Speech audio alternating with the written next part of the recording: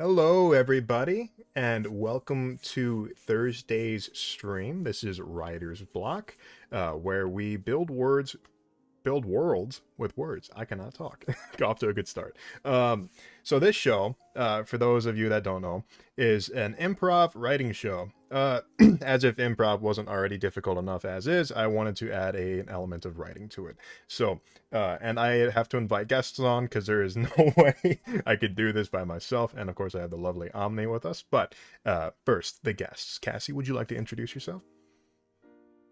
You didn't prepare me for this.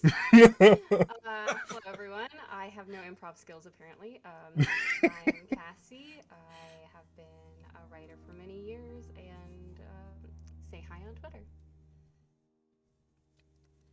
Sure. Nice. I'll Short and go there. succinct. Yeah, go ahead, Alan. I'm Alan. I've been a writer for much shorter amount of time, just a year, but been hanging out a lot and watching what everybody here has been doing, and I'm excited to be a part of the show. We're really happy to have you on, man. Uh, let's see here. Okay, sorry, just fixing some audio things, last minute audio. And Omni, obviously, I want you to reintroduce yourself. Why, thank you, my good friend. Hello, everyone. I am the last Omnitech, your favorite robot American, and the creator and illustrator and writer and editor and publisher of the Legacy tabletop role-playing game system, a project I've been doing for 15 years and am finally getting to the end of. And your co-host with our illustrious friend Red on Writer's Block and Chip Off the Block on Wednesdays. So, speak of, to our great leader above, Hi, I'm Red. On with the show. So let's. I do writing. I'm on Twitter. I do a little bit of voice acting stuff. Hopefully, I'm going to be doing some collaborations with some musicians really soon. That sounds exciting. But yeah. That's enough about me, I think. This is the part of the show that I always look forward to. Band Reaper 97. Thank you for the follow. I appreciate you. This is my favorite part of the show. Because it's most of the show. But we're going to go around in a circle, one at a time. Well, not one at a time, but we'll go around, give each other words. What's nice about this is I can listen to everybody else's words and come up with my own based off of that. Because, as Omni said, I like Dark Soulsing my word choices. So, Cassie, what is your first word? I just wanted to make sure everyone can hear us. Okay. Some people in the chat were saying they couldn't hear me or Omnitech. Alan sounds good. Can't hear Cass. Say something for me again, Cass. Hello. Folks, can you hear Cass now? She's coming up on my end.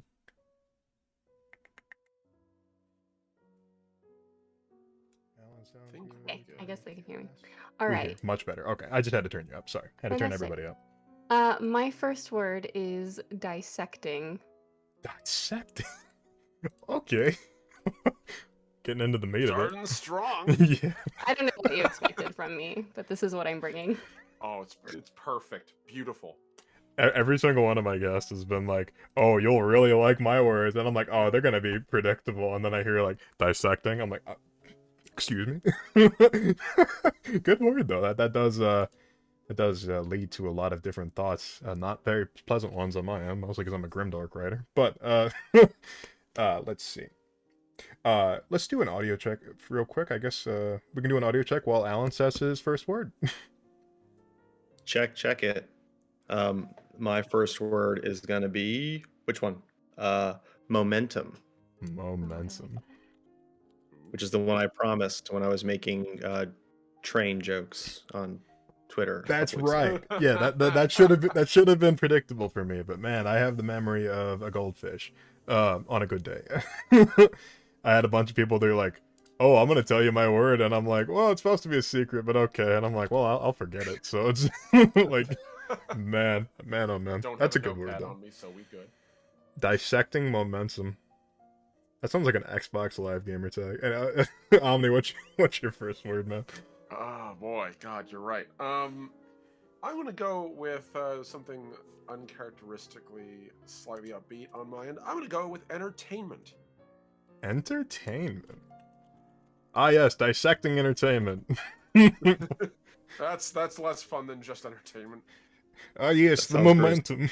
Dissecting entertainment. That's some, man, what's that vibe giving me? Rakdos from Magic the Gathering? Yeah. Oh God. Yeah. Yeah. Yeah. Well, in that regard, my word's gonna be carnival.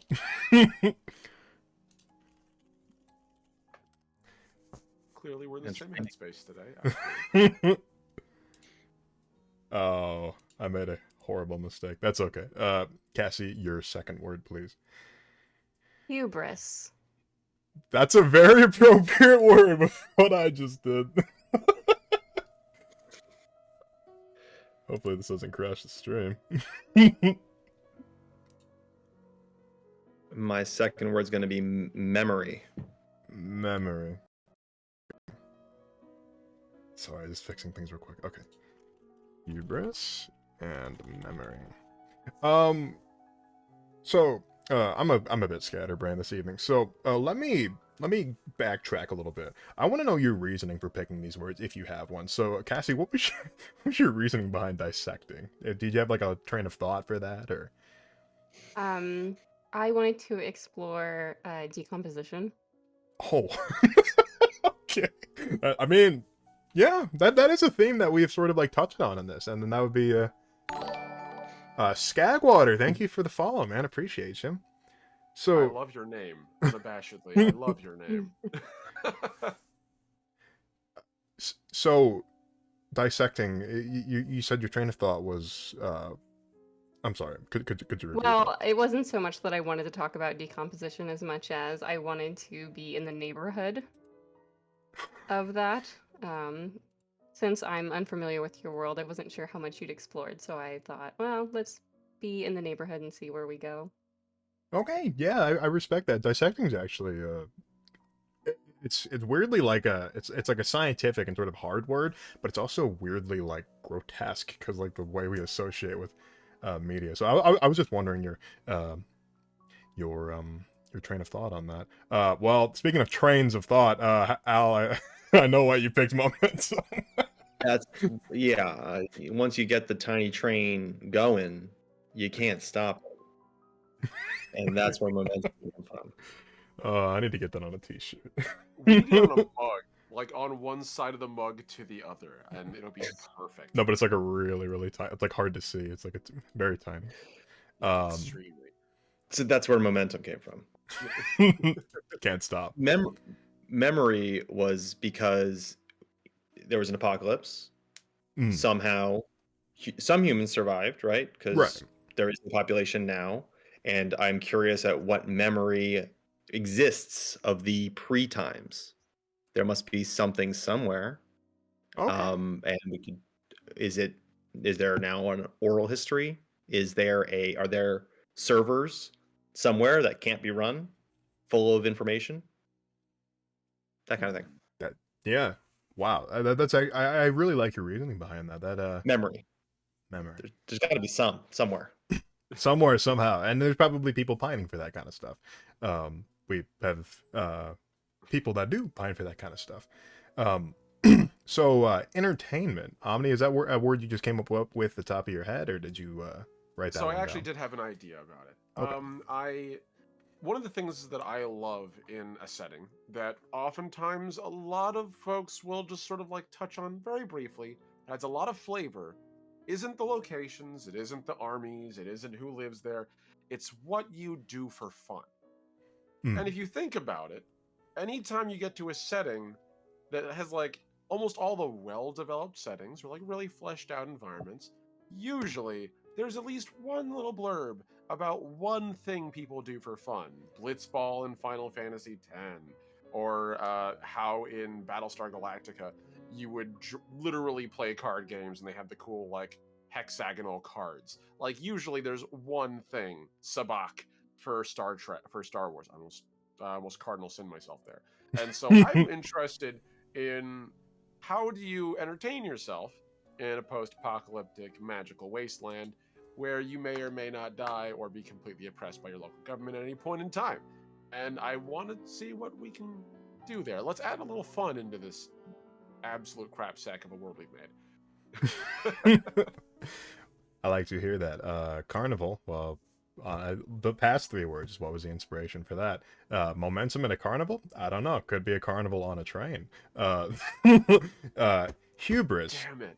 Cassie, that's a very like philosophical word. It kind of relates to Alan's, I think. When I came up with that word, I was thinking, oh, I suppose Omnitex as well. I was thinking of the before times. So what led to the fall? And I was supposing I hoped it would be hubris.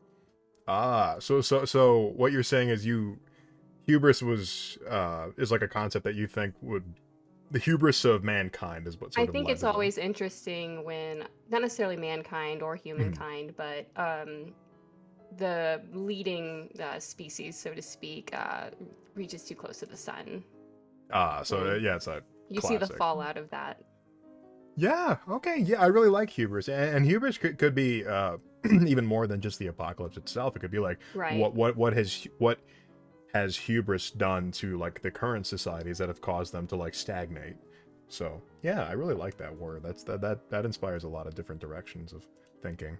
Let's see, and then we have memory, and Al explain that one. Yeah, we're thinking along the same wavelengths here. So Omni, what is your next word? Not to be tied to my first word for obvious reasons, but chains. Chains. I want to explore that. So Is this like Alice in Chains, or is this like? I'm leaving this one intentionally vague.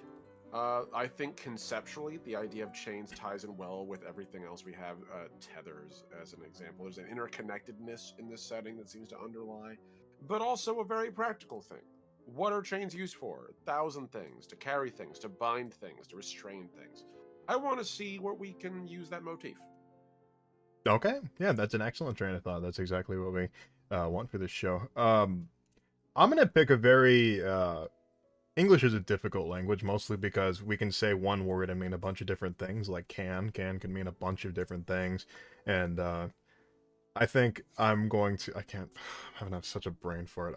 I was gonna be an English major, by the way, but my train of thought is leading me down the word card. I don't know why.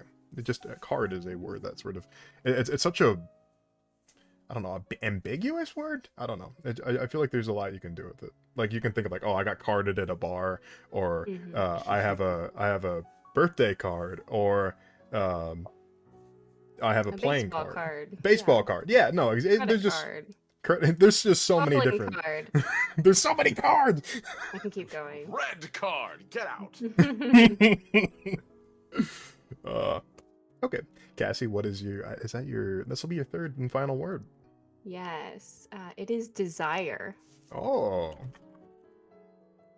I like how poetic your words are so far. Mm. Except, desire and hubris, and then there's dissecting. Like, one of these things is not like the other. But I like your word choices. Thank you. I'm going to go very concrete after desire and just say settlement, because we have mentioned abandoned cities. I want to know how people are living. We've got city states, so we've got some cities. Are there towns around them? Are there nomads? How are people living now? Okay, yeah. I mean, that's one thing that Omni and I have sort of like been banking back and forth upon. It's just like we have like really, really like broad ideas for like a few different settlements and like locations, but we don't really have anything like how we could create an entirely new civilization this evening, and that'll probably be a reality. So, and that's what this show's all about. It's about making these cool, big, grandiose things in an hour. So, And then coming back next week and being like, "Oh my god, how did we do this? We had 4 words." you let we let the oils dry up, and we're just like, probably. But you guys are gonna need a map at some point.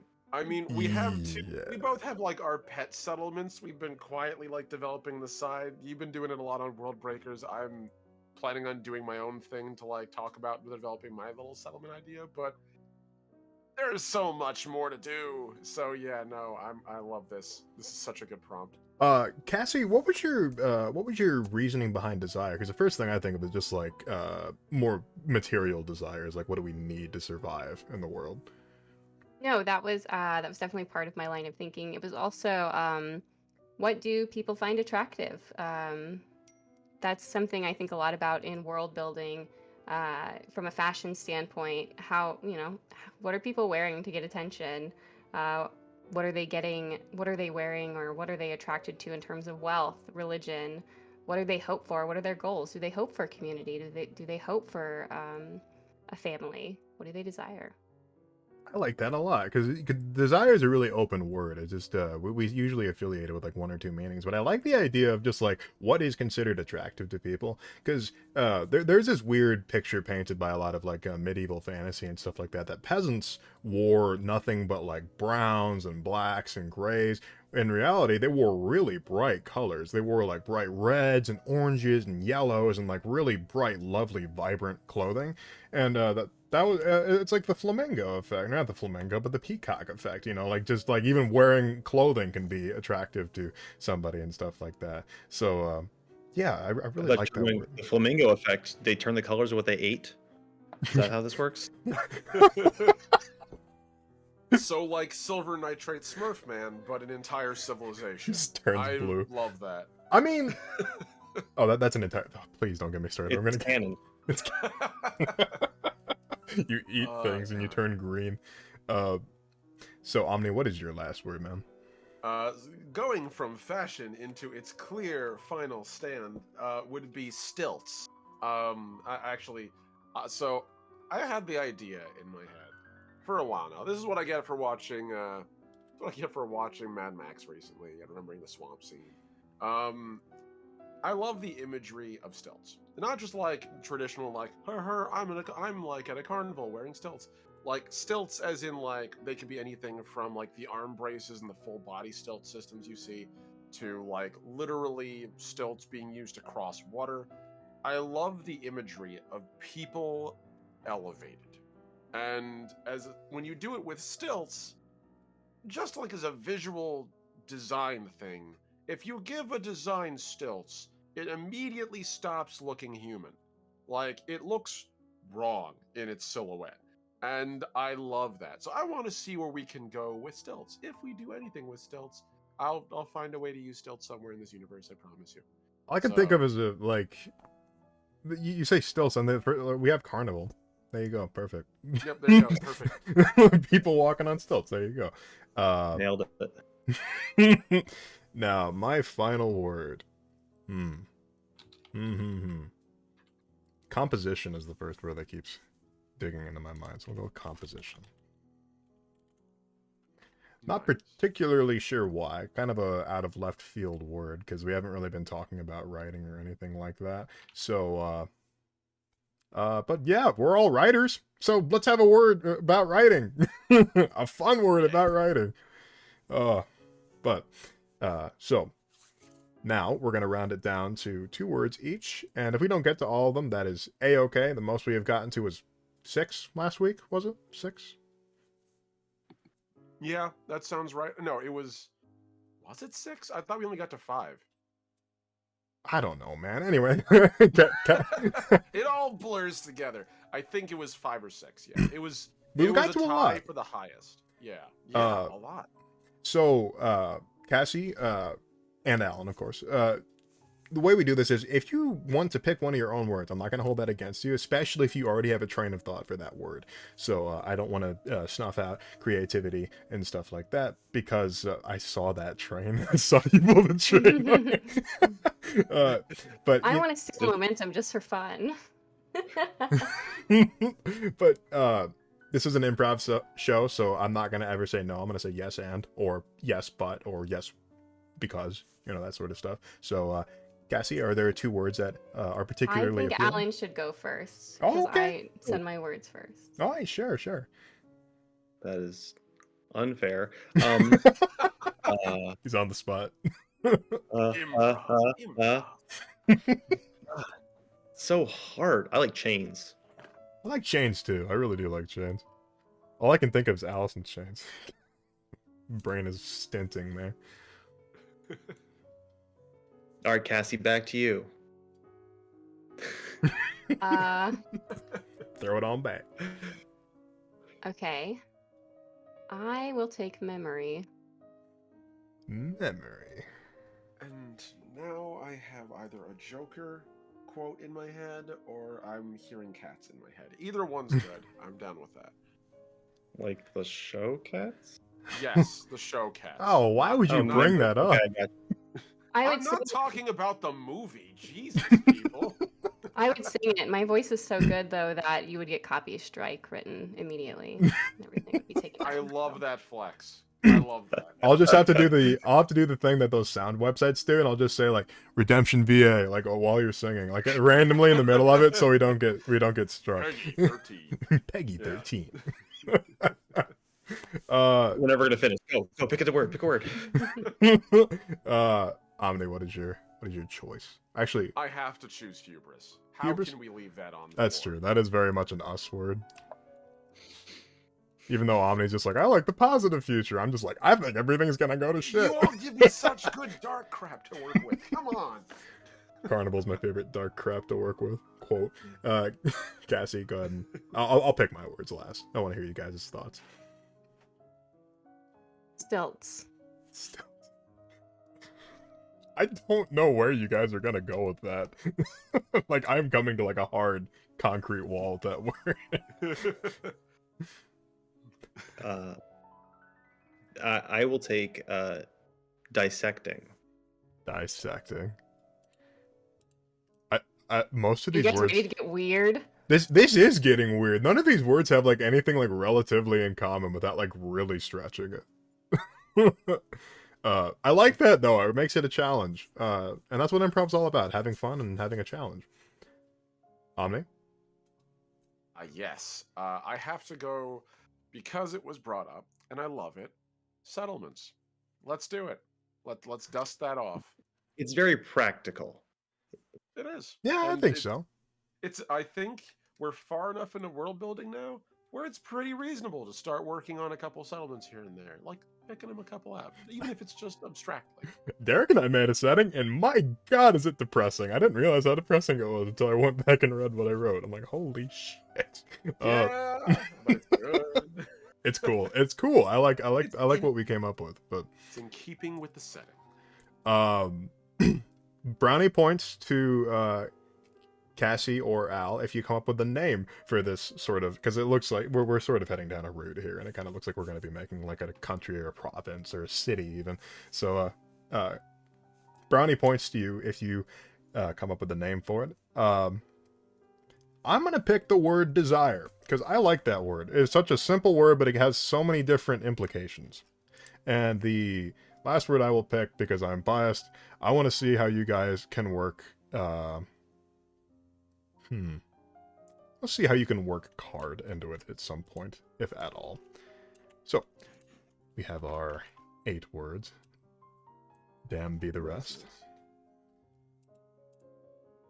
These will be the words that we focus on. And this is the fun part. This is where I literally tell you to just do whatever the hell you want. So, whoever has the first thought, I'm going to encourage Cassie or Al to go first. If you have, just pick one of those words off of there, and the first thing you can think of, just start running your mouth. With settlement being one of the words, I feel like we're obviously, as you said, we're obviously at a location. I'm seeing plants. I'm seeing crops that grow much taller than we are used to in our world. Perhaps they grow 20 feet high. And the only way to navigate these crops and to harvest the items that grow is on stilts. Sorry, I'm just excited to still. Yo! So happy. I need love to. that. That's I need to fantastic. get a point system going now, because that just the fact that was you said like 3 sentences and you tied 2 words into it. How you? Okay. Sorry, I'm like I think that's I'm so excited. definitely- That's so good. It's so good. That's definitely the captivator bonus right there. And the thing is with that is like I can like instantly picture that. You know, like these guys like I imagine like a bamboo forest is the first thing that comes to mind, and like these guys on stilts with like specialized tools to like harvest whatever this thing is. I'd imagine like reed or some sort of like really tall hard grass like bamboo would be what they harvest, and it has some sort of valuable resource in it. But God, that that just put like a perfect There, image in my head. there would have to be. I feel like there needs to be a reason they can't just walk in between them, other than whatever is on top is what they need. Maybe there's a lot of Something like that. predators that lurk Mm, amongst the roots. It could also Or yeah. be back that to it's the. It could be that you can process different parts of the plant different ways. True. So you could have like people on different size stilts weaving between each other. One person harvesting the leaves further down in the stalk, another person harvesting the flowers at the top of the fruits, and then some poor chump digging around the tubers at the bottom, trying not to get stomped on by stilts. I was Al, thinking you mentioned using stilts to cross rivers. It could be like in a rice paddy where you've got 4 feet, 6 feet of water, and then these things shooting out of the water, and it's a Oh, lot easier to just that's a take the good things. thought. Yeah, because like that would explain why they don't just like try to climb this stuff. Because like yeah, you can't. Oh man. Yeah, wow, you guys have had that's some great. like we are 5 minutes into this segment and we're immediately this is so cool. So Oh I will man. admit I had an idea for stilts as well. One of the first things I think about in this setting, because of how post-apocalyptic we're talking about here, we're basically Mad Max, but less cars, more a little bit more magic. Um, and as I was thinking about, it, I was like, how would you defend the settlement? My first thought was, what if you made walls that literally don't have a way to cross them? The only way across is to either deploy a bridge from inside, or if you want to get on top, you don't really have like gantryways. You just have dudes walking on stilts, archers on stilts, or gunners on stilts, who can stand above the walls, but literally they do so on stilts. That was my immediate thought. Like war stilts? Kinda, yeah. Like my mind is actually flipping back to what's the name of that one game, Dishonored, where they have I think they're called literally tall boys, Oh where yeah. it's yeah, just a couple of dudes like patrolling down the street in like these giant stilts. You're like, wow, that's the goofiest thing. And they pull out a grenade launcher and pull up armored shields around themselves. You're like, oh Jesus, yeah, no, I don't know how I deal with this. I have a knife. That's my weapon.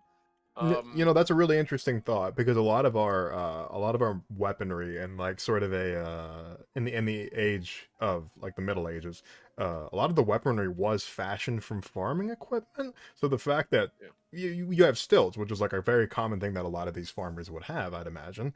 Why wouldn't they try to fashion them for war if they were pushed into that by some sort of feudalist lore? That's a really cool idea. Yeah, wow, we literally just made an entire economy. We just made a feudalist society.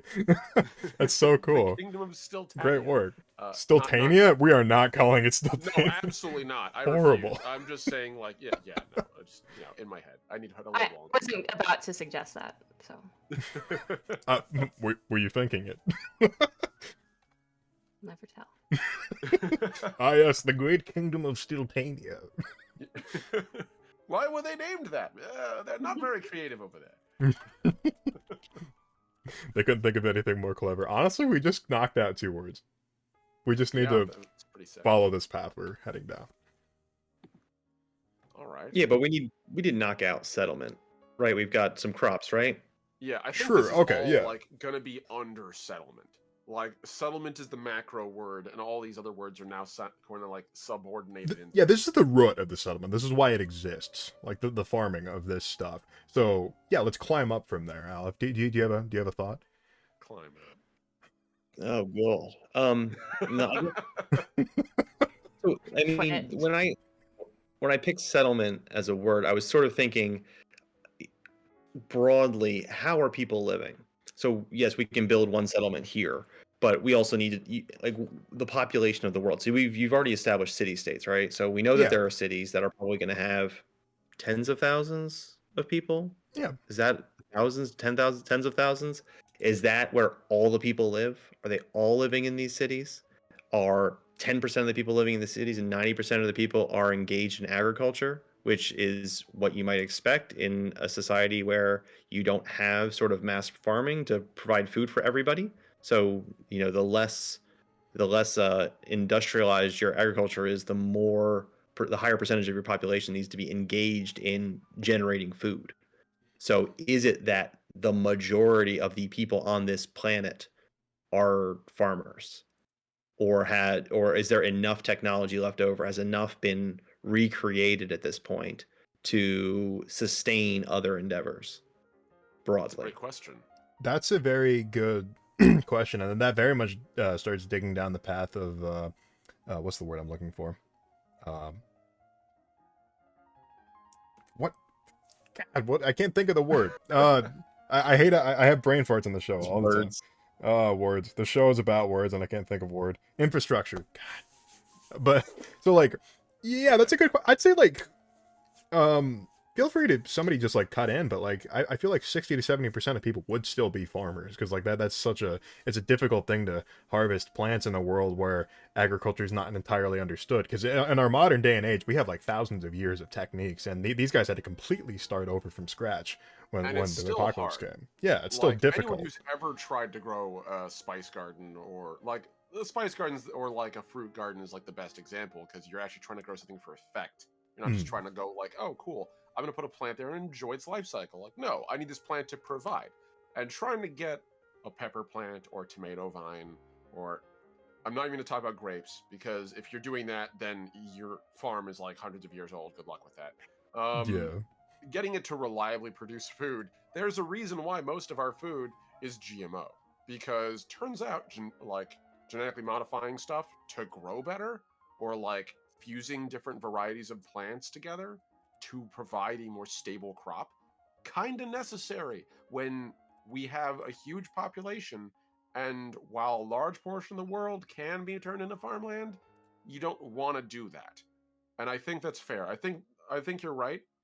60-70% of the world still as farmers is fair. I think as you get into the bigger city states, the more affluent ones, they probably have enough infrastructure established where either they're getting all their food from like the little hovels and towns around the city state, or that their method of farming has been so, I don't want to say mechanized because that's definitely too advanced for this setting, Yeah, there's no. but like, I doubt there's any industrialization, at least in this area that we're right, particularly talking Here, about. here in Stiltsylvania, Still. right. there's none of But like that actually, like honestly, like bringing it back up, Oh that man. could work. Like, Mm. literally just having just farming in a more efficient means is a huge deal. Sure. Like aeroponics is a massive advantage. It's the reason why the hanging gardens of Babylon were such a big deal. If they existed, we're still not sure, because you basically have a nation that said, we're just going to grow a hydroponic garden, like casually 4,000 years before the idea really came into vogue. And it worked, apparently enough to impress some guy walking around the planet to write it down in his book. Yeah. And so, yeah, like if you have a well-structured farming system, maybe that's their claim to fame. That this city state just doesn't deal with famine nearly as much as anyone else. You ever seen a They have, rice field in Vietnam? Like the way they're set up? yeah, the tiered Yeah, yeah, tiered, yeah. That's what I'm imagining for this place. Is like they have like a very, very like it's a simple system, but it works so incredibly well that why would you even bother trying to industrialize it? Because it's like it works perfectly and really efficiently, just without technology and stuff. Well, modern technology, of course. Like their farming tools are technology, but like, right. yeah, I feel like yeah, I mean, they're probably a society that's sort of like set in just like, we like how we're doing things right now, and they sort of plateaued when it comes to a technological level. We're sort of making I don't know. I really like the society though, because it's feudalist, that's gonna happen because like the dawn of humanity was very Yeah. feudalist. I mean, even Babylonia had a sense of feudalism, I but think the best we're gonna hope for is oligarchical. I don't think we're ever gonna have. I don't think we're gonna have many enlightened civilizations in this setting, not as it were. not for a couple of hundred other centuries. Yeah. But let's digress back to Alan's point. So settlement. At the very bottom, we have the farmers. So from there, where does it go? Because like there's a lot of different societies that just like mimicking the real world here. So uh, there's a weird difference in European societies versus Japanese societies and Asian societies. Period. Merchants were in a weird spot. European merchants Mm, were down here, but a lot of Asian merchants were way up here because they highly valued right. what they coveted, what they were bringing back to the country from other places. So uh, I think a big part of the settlement is like what businesses and services can they provide and why are they important. Right. And we should let a guest run with that because you and I have been talking to each other. Yeah, no, we can riff off each other all Yeah. night. Let's see what you two do. Pressure. Pressure. Go ahead, Alan. I was going to go with, we were talking about growing something that required stilts to get around it. Yeah. Maybe that's food, or maybe that is the thing that this thing that is the commodity that this settlement produces. Maybe that they go to such great lengths in this, rather awkward farming strategy because that's what they trade. Whatever it is, maybe it's just like bamboo for fiber or something that they turn into cloth and then they can trade that cloth away, or they're harvesting some sort of whatever fruit from these that has some properties that they're able to trade that, and that becomes the commodity that they're generating. um, which would make sense why you might want to go to these sort of awkward lengths that we're describing on this particular thing that we're farming because we wanted to work stilts in. But like, maybe that isn't food. Maybe that's what this whole place does. That's their thing. So there's a certain amount of land dedicated to that, which is the way that they trade for other goods that they need is with this whatever comes out of this plant. And then there's other land dedicated to other less rigorous farming techniques So for we other. so I like your train of thought because it sounds like very similar to a lot of different like old things I've heard about. Like there's like a plant that's like at the center of everything, which would be in Europe it'd be the wheat plant. Like that the wheat did so much. It gave us food. It gave us all sorts of different things. It gave us food for our animals, and like I said, all sorts of things. It gave us houses basically. We needed straw and wheat and stuff like that to sort of line, wattle, and daub houses before we put them up. So this plant is literally not only a commodity, but it's a necessity for living in this area, is what you're getting at. Sure. That could work really well too, as like a sign of prestige as well. If this stuff grows tall, they could literally grow it within sight of the walls. Like that could be a visual cue to this city. I could easily see that. So let's cap off the plant. Let's give it a name. Anybody got any names? Oh man. Cassie, I'm gonna put you on the spot. I'm the worst at naming things. That's okay. Naming a plant. We'll wait. I always do. Fantasy name generators. No, a band. Do they have not people? Oh God.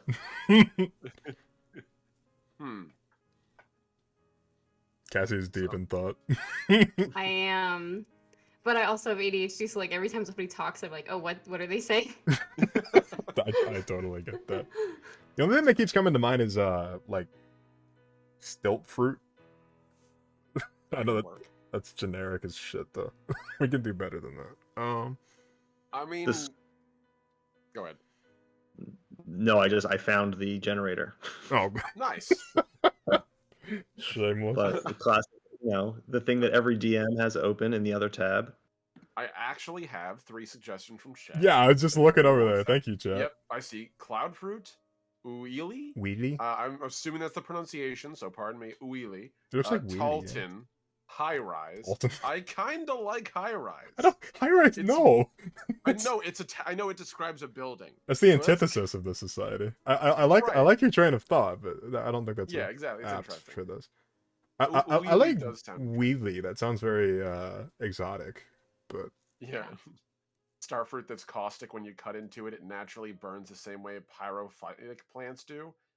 That could be really useful.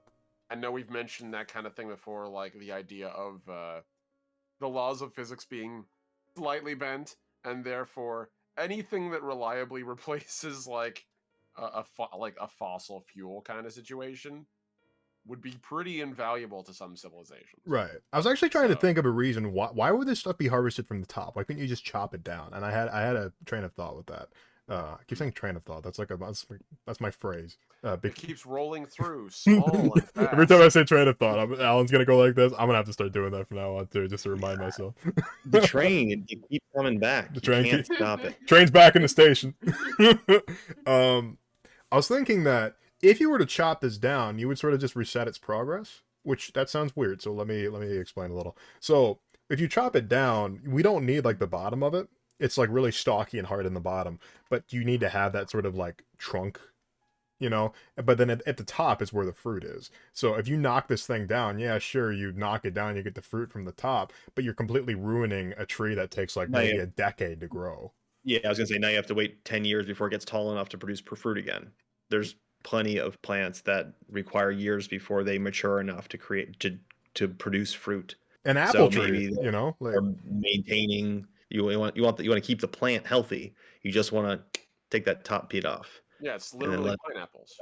Like that's how pineapples work. You see a pineapple plant, you only take the pod off the top. You take the whole thing out of the ground, you kill the plant, you lob the little delicious spiky fruit off the top, and you're good to go. It'll grow a new one shortly.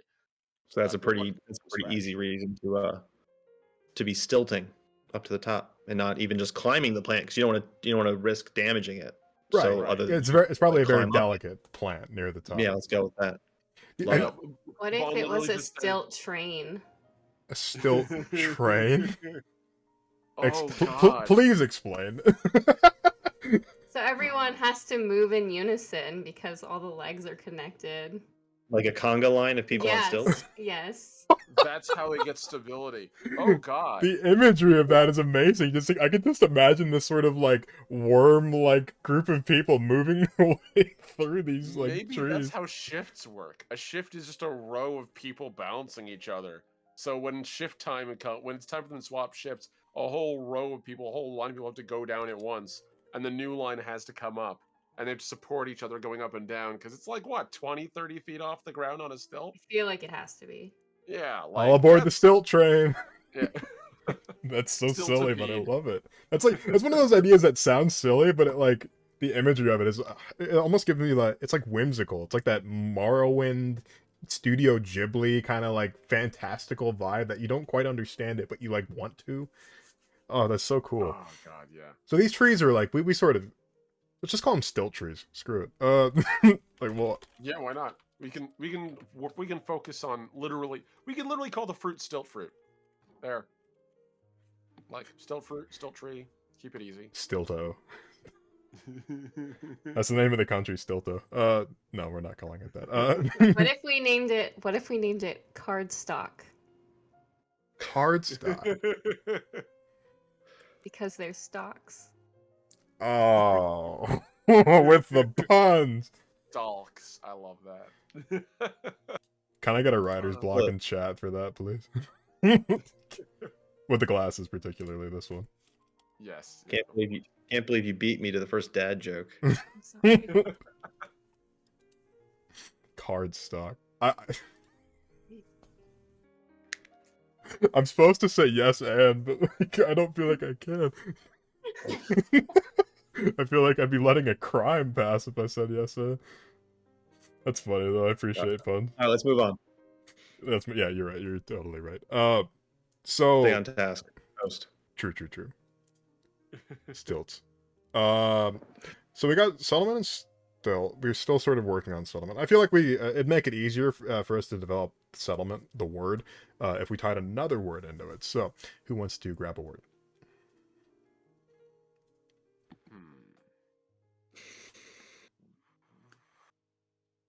Let's try chains. James.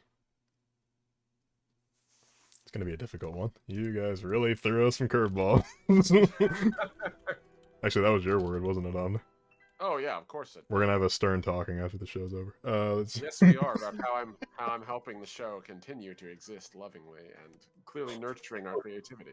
Also, quick little thing, folks. If you're enjoying the show so far, please consider following. And if you have a little bit of scratch left over, I'd consider a subscription because any money I make off this show is going to go right back into the production and hopefully to the guests at some point. I don't know when I'm going to have enough money to do that, but I would love to pay my guests for their time. So, and yes, that is So retroactive too. Tying chains into settlement, I Mm. wonder if there could be a reason why the people that live in this settlement cannot leave, cannot move to a city. Is there some way that they could be required to stay here and farm the stilt fruit. Like, what would bind somebody to a profession like this, to this life, where maybe they might want to just like shit, like this is hard. I just want to. Oh, am I not allowed to curse? No, you could say good. honestly, we're far along enough in the show. You can cuss as much as you want. Yeah, it's fine. I'm not going to. I'll try not to. Anyway, Be tasteful. like, Go ahead, You're man. good otherwise. I'm gonna go do something else. Like, I don't want to be up on these stilts. Like, I hate stilts. I'm afraid of heights. Like, I just want to go to the city and, like, I don't know, be in the carnival. But they can't because they're in this place. Like, what kind of things would do that to somebody? So you're I thinking don't like chains in a metaphorical sense, like chains that bind is like what you're thinking. Like, why wouldn't they Yeah, I want wasn't to talking leave? about slavery. I was talking about Well, like no, I they, wasn't kidding. they have an emotional attachment to this place that they can't leave. Maybe I there's will sort of say a go on. 2/3 of chat jumped to slavery before anyone else in this. Are you in our serious? group. What's wrong with you Yeah. people? Well, no, it's serfdom. Oh, Which, in okay, so, fairness, like- is, I mean, let's be real, is basically the economic equivalent of slavery. Diet by slavery, yeah. design. Yeah, so That's fair. But I think Alan's trying to look at it as more of a positive note instead of slavery. You sad people. reckless attack. Quote, I was talking about BDSM. Yeah, this isn't that kind of show. Oh god. Well, I guess that would be entertainment right there. That's the so midnight I'm not show. going there. Yeah. So Al, what I'm thinking in response to what you said is the first thing that comes to mind when I like change that bind, like why would people want to stay here and do this, even though it's like probably hard, grueling work. I think it's sort of a form of a patriotism. Like that they're really proud of what they have and they would not want to give it up, and they're sort of indoctrinated with that from a young age. What makes them proud, though? Uh, So as if an American, someone- that's a hard question to answer. So if, say, you were speaking of merchants earlier, if a merchant were Sure. to come in and talk about greater areas, would they be jealous, or what would they say to themselves to convince themselves that where they're at now is better? That's I a good think- question. I think we can definitely lean a little bit into our past world building for this. And a lot of what we've done in the past is establish like the baseline like statement you can make about how do other city-states interact with each other? And the answer is with a great deal of dysfunction and a large amount of rivalry. At best, they are not at war, but probably in a cold war or in a constant state of competition. At worst, they are probably actively trying to kill each other for limited resources. So, like, patriotism historically is kind of a modern concept, but historically, pride in nation, pride in king or country, that is a thing for the nobility because they're invested in that society. And if your society is your only source of potential survival, in the face of a world where competition between city-states is often lethal, it would make sense you play for the home team, because the alternative is not as welcoming. It's not like now where I don't like the US, I can get on a boat and go to Canada and pop off on a port there, change my citizenship. But Sure. you can't really do that in medieval Europe unless you have a useful skill, or you've managed to fly under the radar like most people who, ironically, serfs would have been. Well, I'm also thinking mercantilism, because they have this like they have this cash crop. That's essentially what this is. I think that we've sort of settled on that. So they're the only ones that have the tying back to what Alan said. Why do these people stay here? They're the only people that can correctly farm stilt trees, perhaps. And there's like a secret technique behind it that they don't share, and they're really proud of it. It's like Coca-Cola's secret recipe. They don't want to ever share that with anybody. Sure, and so what's the chains that are keeping them there is just the fact that they know that they're the only ones that know how to do this, and they want to keep it to themselves. Maybe, I mean, it could even be, tying it back to the apocalypse, right? Like, maybe this is something that was protective. Maybe they know, like, this settlement was here before the apocalypse, and maybe not everybody survived, but people survived here. And like, maybe it was because of these stilt trees. Maybe we don't know, but they're like, I'm not risking going out there when somebody was here before and they were safe, and I'm staying here. And we Like, can I'm not- tie memories into that. Yeah, so I was Oh, gonna say I that they have a memory of this was happening before the apocalypse. people were farming these things, and now afterwards we're still here farming. So I'm not. It also feels like you're dancing around hubris. Like this Yeah, settlement is on the verge of collapse almost because they are so prideful in what they're doing. They refuse to think about the world at large or threats at large. One So, bad harvest, one bad enemy attack, and the whole city's mhm. gone. yeah. That that real world equivalent. I'm thinking of they are so focused on harvesting this one thing and doing this one single thing that it's just one little push could knock them over. It's what happened to Ireland during in the potato famine in the 1800s. Just one little thing completely. It's just like you have this one thing that you do really well, but if you have that taken away from you, wow, you are done for. I mean. Yeah, I think in the fall of Rome was really good at being a military. That's it. Like that was all they were good at. They had a great military, but they also refused to evolve the technology. God, I need to stop going down these historic routes. But yeah, I think it would be the hubris of them. It's just like they're so proud and arrogant, and they don't realize that like Ooh. collapse is right beneath their noses, especially nobility. They're just like, keep on doing it. It's fine. It's like why am I getting Lorax vibes? Because he Dungeonator just said the Lorax thing. Did he really? So not literally Lorax, but the idea of what if the hubris is that they're literally harvesting the stilt trees to extinction. So they've only recently started like farming. I feel like them we. properly. I feel like we sort of It's built these. unsustainable. Yeah. I feel like we sort of built this whole stilt tree farming thing to be sustainable. Like this whole Right. the whole movement on stilts is so they only take the top, so everything's good. Well, So I feel like that could that's true. I think like so for me, I'm not thinking in the obvious way. I'm not thinking like full on Lorax, like look at the barren waste. I'm gonna kick myself in the butt over the moon. No, in the idea of like I'm thinking in terms of the classic farming dilemma. One of the first things that settlers learned when they came to the U.S. for their own survival was proper farming technique, because the usual farming technique back where they came from was relentlessly abuse the earth you're on until it literally has no nutrients. Exploit the And land for all of its resources and the people that and live even on if it. they don't mean to, like it's just a simple matter of not understanding chemistry and geology. Like a plant will suck nutrients out of the ground. If you're not watching that, you won't know until suddenly the earth is parched and nothing grows. And so you occasionally take a fish carcass and ram it into the ground, and hey, look at that. Before you know it, the fields are looking pretty good now. True. It could be that their comprehension of farming, they are trying to be sustainable, but maybe their technological grasp or their understanding is not quite, it's imperfect. So maybe it's not killing the trees outright, maybe they're not even farming it truly to extinction. Maybe the crops are getting slightly lower yield every year, just like minimal, not enough to really notice unless you look at the big picture, which this civilization might not be doing. Not well enough, anyway.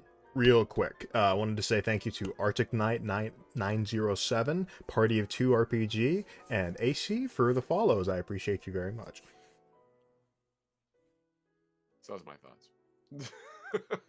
But I think it's the over specialization that'll be their that's their hubris. They're overly specialized to the point where they're just like they do one thing really well, but what about everything else? And they have to rely on like outside resources from like different nations to do that, and that probably hurts their pride. Like Cassie was sort of talking about, it's just like how do they feel when a merchant comes in with all these exotic metals and dust and stuff like that? And what do they have? They have a stupid tree. You know what I mean? So it's just like it probably hurts their pride a lot.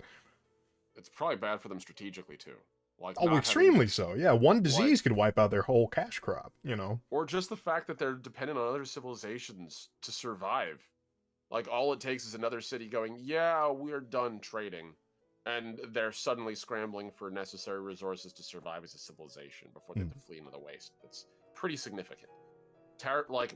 We've talked about how nations fall to blades all the time. We don't talk about how tariffs and trade utterly decimate way more nations long before anyone comes in to raid them. Yeah, look at Amsterdam when it took up that very mercantilist policy. It almost destroyed itself. That's how greedy they got.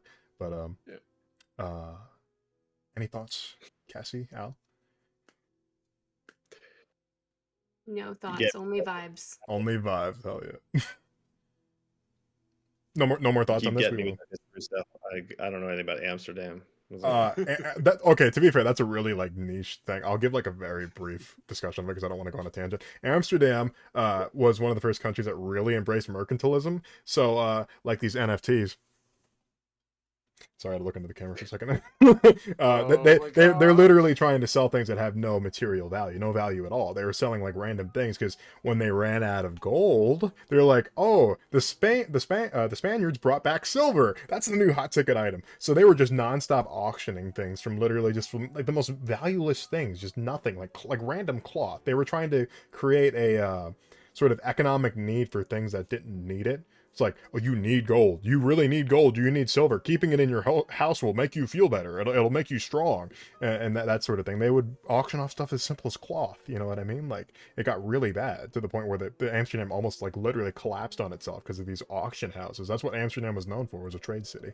But yeah, sorry, that was a really weird tangential thing to go down. But let's move on to another word. Writer's block for your historical needs. Let's do one more word, and then we'll go to our break, and then we'll take prompts if we got them. So, Cassie and Al, I encourage you to pick a word, or you can agree upon. I love dissecting. That's a word that's near and dear to me from my day job, and so What do you? I'm. What do you You Don't worry can about it. follow up Well, on that one, buddy. I agree. We're gonna hold you hostage until you give us a hint. Don't even worry about it. Okay, that's but- on. How I am blanking on how to work that in. So to me that word means dividing two things. So Right. dividing things, separating things. Mhm. I'm just working that into the settlement that we are building here. What are they dividing without being as simple as dividing parts of that plant? They're I dissecting think the classes of people. So you have the nobility, which own the farms, quote Right. unquote, and then you have like the poor people, which are the sharecroppers that do all the work. And the merchants who take all that stuff and trade it abroad. That's the first thing I think of. But Cassie, if you Sure. have any ideas with dissecting, it was your word after all. Also, I need to during the break, I'm going to ask Al about his day job. You're not going to hear it on stream. Just Mhm. I'll spoiler tell warning. you all later. Tell you later. I promise. Okay, so sort of when I think of dissecting, I also think about taking things apart, breaking them apart, and examining them a little bit. Not necessarily regarding the plant. I think it's tying it to the class system is a good idea, but Yeah. also sort of tangentially related. But what are their rituals involving perhaps worshiping a deity, burying their family? Is there any dissecting involved? That's a good question, and honestly, the first thing I think of is the embalmment process of Egypt. The way that they would literally take people's Yes. innards Mhm. out and stuff like that, and put them in jars. Canopic, is that the word I'm looking for? Yeah, canopic jars. Yeah. Yeah. That's actually a really good train of thought. Brendan Fraser taught me that word. So, The mummy. God bless Fraser. us, Brendan Fraser. Blessed be. But train of thought. Father, True, son, true. and the holy sand. But yeah, I really like that because that just sort of leads down a route of more tradition and stuff like that. And that's that. We actually don't do a lot of hard world building on this show, and you guys have completely changed that. It's completely blown it out of the water. We're used to having like small concepts, but you guys are specializing in sort of more, like I said, hard world building, which would be like statistical things, which is fine, absolutely fine, and I love that. So yeah, they would probably. I think we could just sum it up as just like they do an embalmment and a mummification process. I can take it even further. Go ahead. With mummification, you remove the organs and place them elsewhere Sure. because Yeah. it's like if you kill a lobster, you can trying to freeze a lobster. Why it doesn't work is because the organs don't freeze. There's an oil gland in there that doesn't freeze properly, so it'll rot even if the rest of the lobster's frozen properly. So same thing kind of happens with the human body if you're not careful. Bond so had. I don't mean to cut you off. Bond had a really creepy idea along the lines of what Cassie was saying. Yep, I am looking at it. Cutting up exactly where I their was going. dead and burying them in the fields to fertilize the fields. That was That's exactly where I what was going thinking. to. Oh. You know, folk horror though, like I just don't want to pigeonhole myself, and I just keep doing it. I mean, Nothing wrong with I that. feel like And this So was predictable. done though. I feel like that was done at some point, and we just don't Mm. talk about it because it's like we bury dead Well, fish. because it's horrifying now. Well, yeah, it's like it's like a bizarre and weird concept, but like hell, like think what if about. Sorry, go on. That just makes me think of the Stephen King book that became Johnny Depp in the movie, The Secret Window, Secret Garden. Yeah, They Oh yeah. yeah, it's a good one. Yeah. Well, you buried come from the spoilers. plant, you become the plant again. So what if that's their burial process? They remove the organs, save the ones that you actually see on the outside, like your eyes and face and nose. They embalm the body so that the people have something to bury, but the spirit or the core of the person is repurposed into the fields, buried under the plants to fertilize these new plants. And so I love it. that's what happens. So you get to You you just a nice burial, you don't even and the you don't relevant even bury it. parts get buried in the plants. You just dump the squishy parts into the pond that all these plants are growing out of. Yeah. Mm. Just you put it right Just in the take water. it, freeze dry it, chop it up a little bit, throw it in. You got human And mulch in just there. It works. and it's just gone. you, I love it. you guys are sick fucks. Yes, thank you. Look, This look, Soylent Green is an inherently this practical is idea. Soylent It's Green. just disgusting by concept. Ain't another gonna eat me. You knew what I did when you invited me, so I don't. I know. I'm not sorry. I It has appreciate you. improved our I choice. call you a sick fuck out of heart. I appreciate you because I love dark and horribly messed up stuff like this, and We that's invented dust and the tethered. We can't say anything about how disturbing anything we else you we introduce. literally made like arcane cocaine. Yeah. Arcane cocaine sounds like a Star Wars character. Anyway, Arc so cocaine. we're gonna go to we're gonna go to our break, folks. So we're gonna be gone about 5-10 minutes. In the meantime, for the next hour of the show, we're going to be taking prompts from the audience. These prompts can be anything along the lines of like, what do the like noble people dress like, or like what's a holiday that they have, or you could just literally come up with a word like we do, like procrastinate, like I do when it comes to coming up with words. So, folks, if you have any of those prompts, feel free to just throw them in chat. We'll be looking through them, and we will be right back.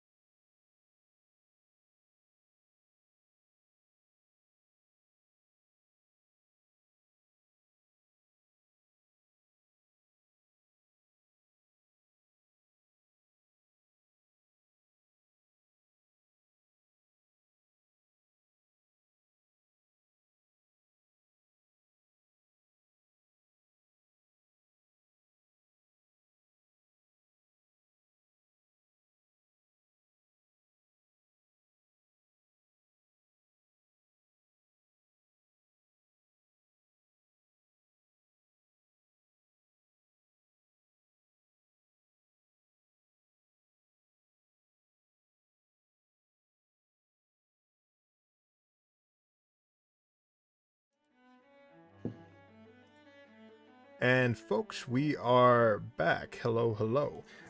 So now, for the second half of the show, we'll be looking at the prompts that you gave us, and we'll sort of come up with some ideas based upon those.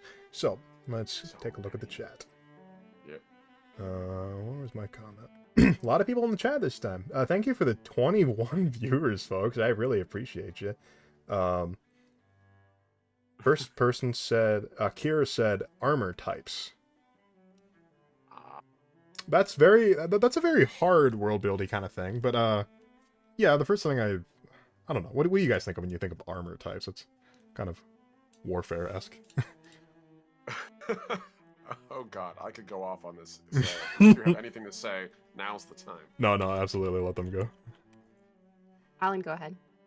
Oh god. Oh, well, I mean, You. I can go. I thought you had. I thought I saw light behind your eyes. No light. Just checking. I mean, there's the obvious stuff that we think of when we think of Dungeons and Dragons. Your hides and your studded leathers and your plates and whatnot. But then there's also armor that's inspired by their cultures. I don't want to get too specific in the weeds there. I don't want to say anything inflammatory. No, you're... But I think it would be really fun if we pulled from video games. If we thought about armor from video games. Sure, yeah, absolutely. Final Fantasy has a lot of Oh, interesting armor. boy. Now, I know you just told me in break, they're like, this is a low fantasy world. Let's have a gauntlet that like puts all the fingers on by itself and like rides up your arm. No. I love that design so much, but yes, no.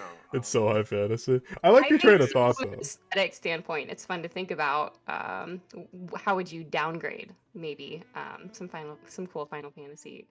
So my immediate styles. thought is like a Monster Hunter sort of situation because one You of the things we've talked about anime in the people. past, kind of, maybe a little bit less like, you know, hey, I've got me this 6-foot-long piece of bone. I guess it's a broadsword, even though it's basically You the size say of some a of the dirtiest shit on this show and don't even realize it. Of course I don't, because if I did, then I'd have wit, but I don't. I'm just a child. I think that's why I know. I'm an innocent being. No, we know that's not true. You and your But- 6-foot long bone. Yeah, Fucking God. weirdo. So anyway, stop it. One of the things that we talked about in the past was the idea of the void, which is a concept where outside of a city, you have what we would consider normal, like a realm of normalcy, where like human influence has sort of, whether it be through force or just people settling in stable places, there's like a realm of relative normality in that area. But beyond it, dust and the inherent like corrupting forces of it can start altering things. You start getting more monstrous creatures. Like you literally might see legit dinosaurs, like deep enough into the void where humans just can't venture safely. Sure. And, What are you getting at with this? So my idea with this is that you could use that to create more fantastical elements of armor and technology.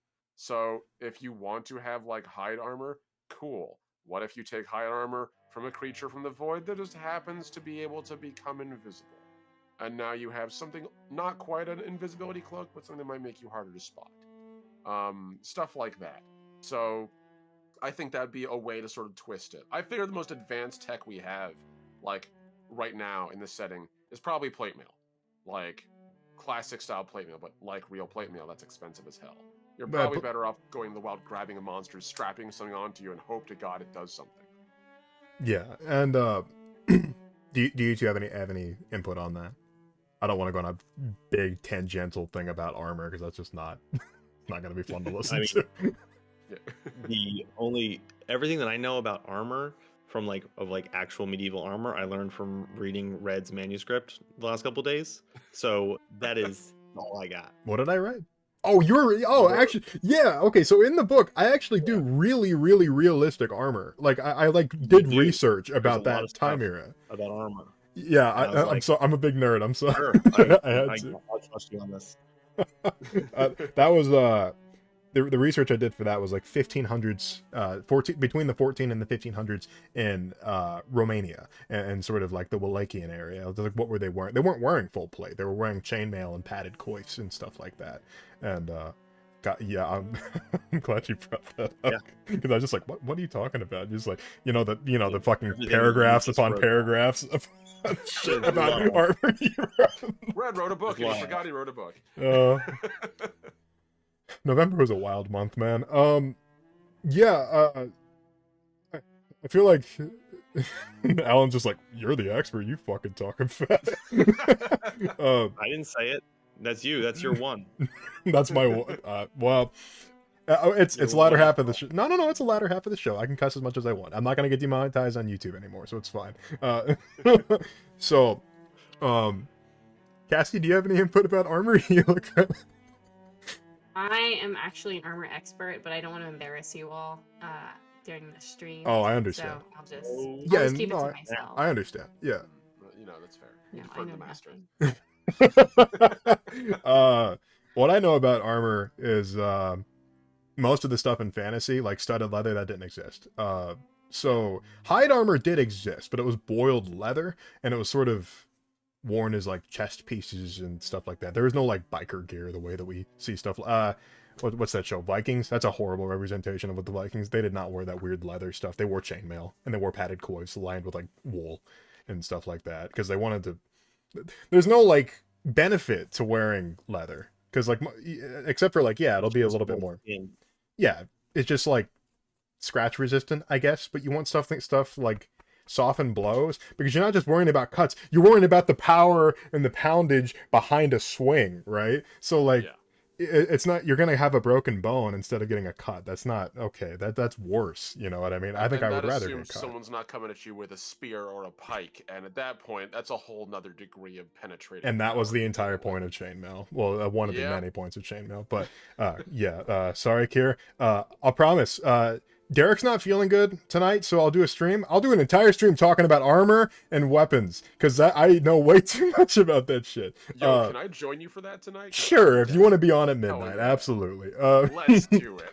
Enough about armor then. Let's move on to a topic that our guest actually knows something about because that is such a niche and weird thing to talk about. I can pretend to know. It's not along like, yeah, I knew that. I love Zombear. What do we call these people? What do we call- HWAT. What? Oh, like what do we call these people? Yes. Or Uh, what do they call themselves more so, to quote him? well, we'd probably call them something derivative of their name of their nation, and we don't have a name for this nation yet. Stalkians. Stalker. It's better than stalkers, so that's good. Stalker- Stalkers Damn are- it, that's actually really. I like that. Stalkers? I mean, that could be like an offhand term for people who farm these things. Stalkers. Why? I Like, could why say- not? I could see other settlements like either in some sort of jealousness or even just misunderstanding, referring to them as stalkers, sort of making fun of them, poking fun at what they do. So it's like a now obviously folks, none of us are that, but it's sort of like a derogatory term is what I'm sort of like getting. Yeah, that doesn't seem like And- it's not a very generous term to refer to a civilization by, like, oh yes, the farmers who walk among Oh, the them? stalks. They's a stalker. Yes, stalkers. Like, yeah, it definitely sounds like Are you going to someone's throwing. stalkers? Yeah. Yeah, that's something What do you someone need over says when they're there? throwing a beer at you over a bar. Like, that's not a nice word. You fucking stalker. Flings a beer bottle at him. No, but what's the name of their nation? You know, we're not gonna call it like what did Al call it? Stocksylvania or something? Stiltsylvania. Stiltsylvania. Stiltsylvania. So we kind of have we've been sort of, I don't know. They don't really have like a particular like ethnicity to draw from. We can literally take from anywhere. I've made a lot of like comparisons to like Japanese and Vietnamese and stuff like that. So I'm just trying to think any trains of thought on that, like like, because obviously when you have stuff like I this, feel like bouncing off the word organic or organ might be fun. that because that has multiple meanings, right? Especially in this Double place with the entendre, yeah. blood lakes. um,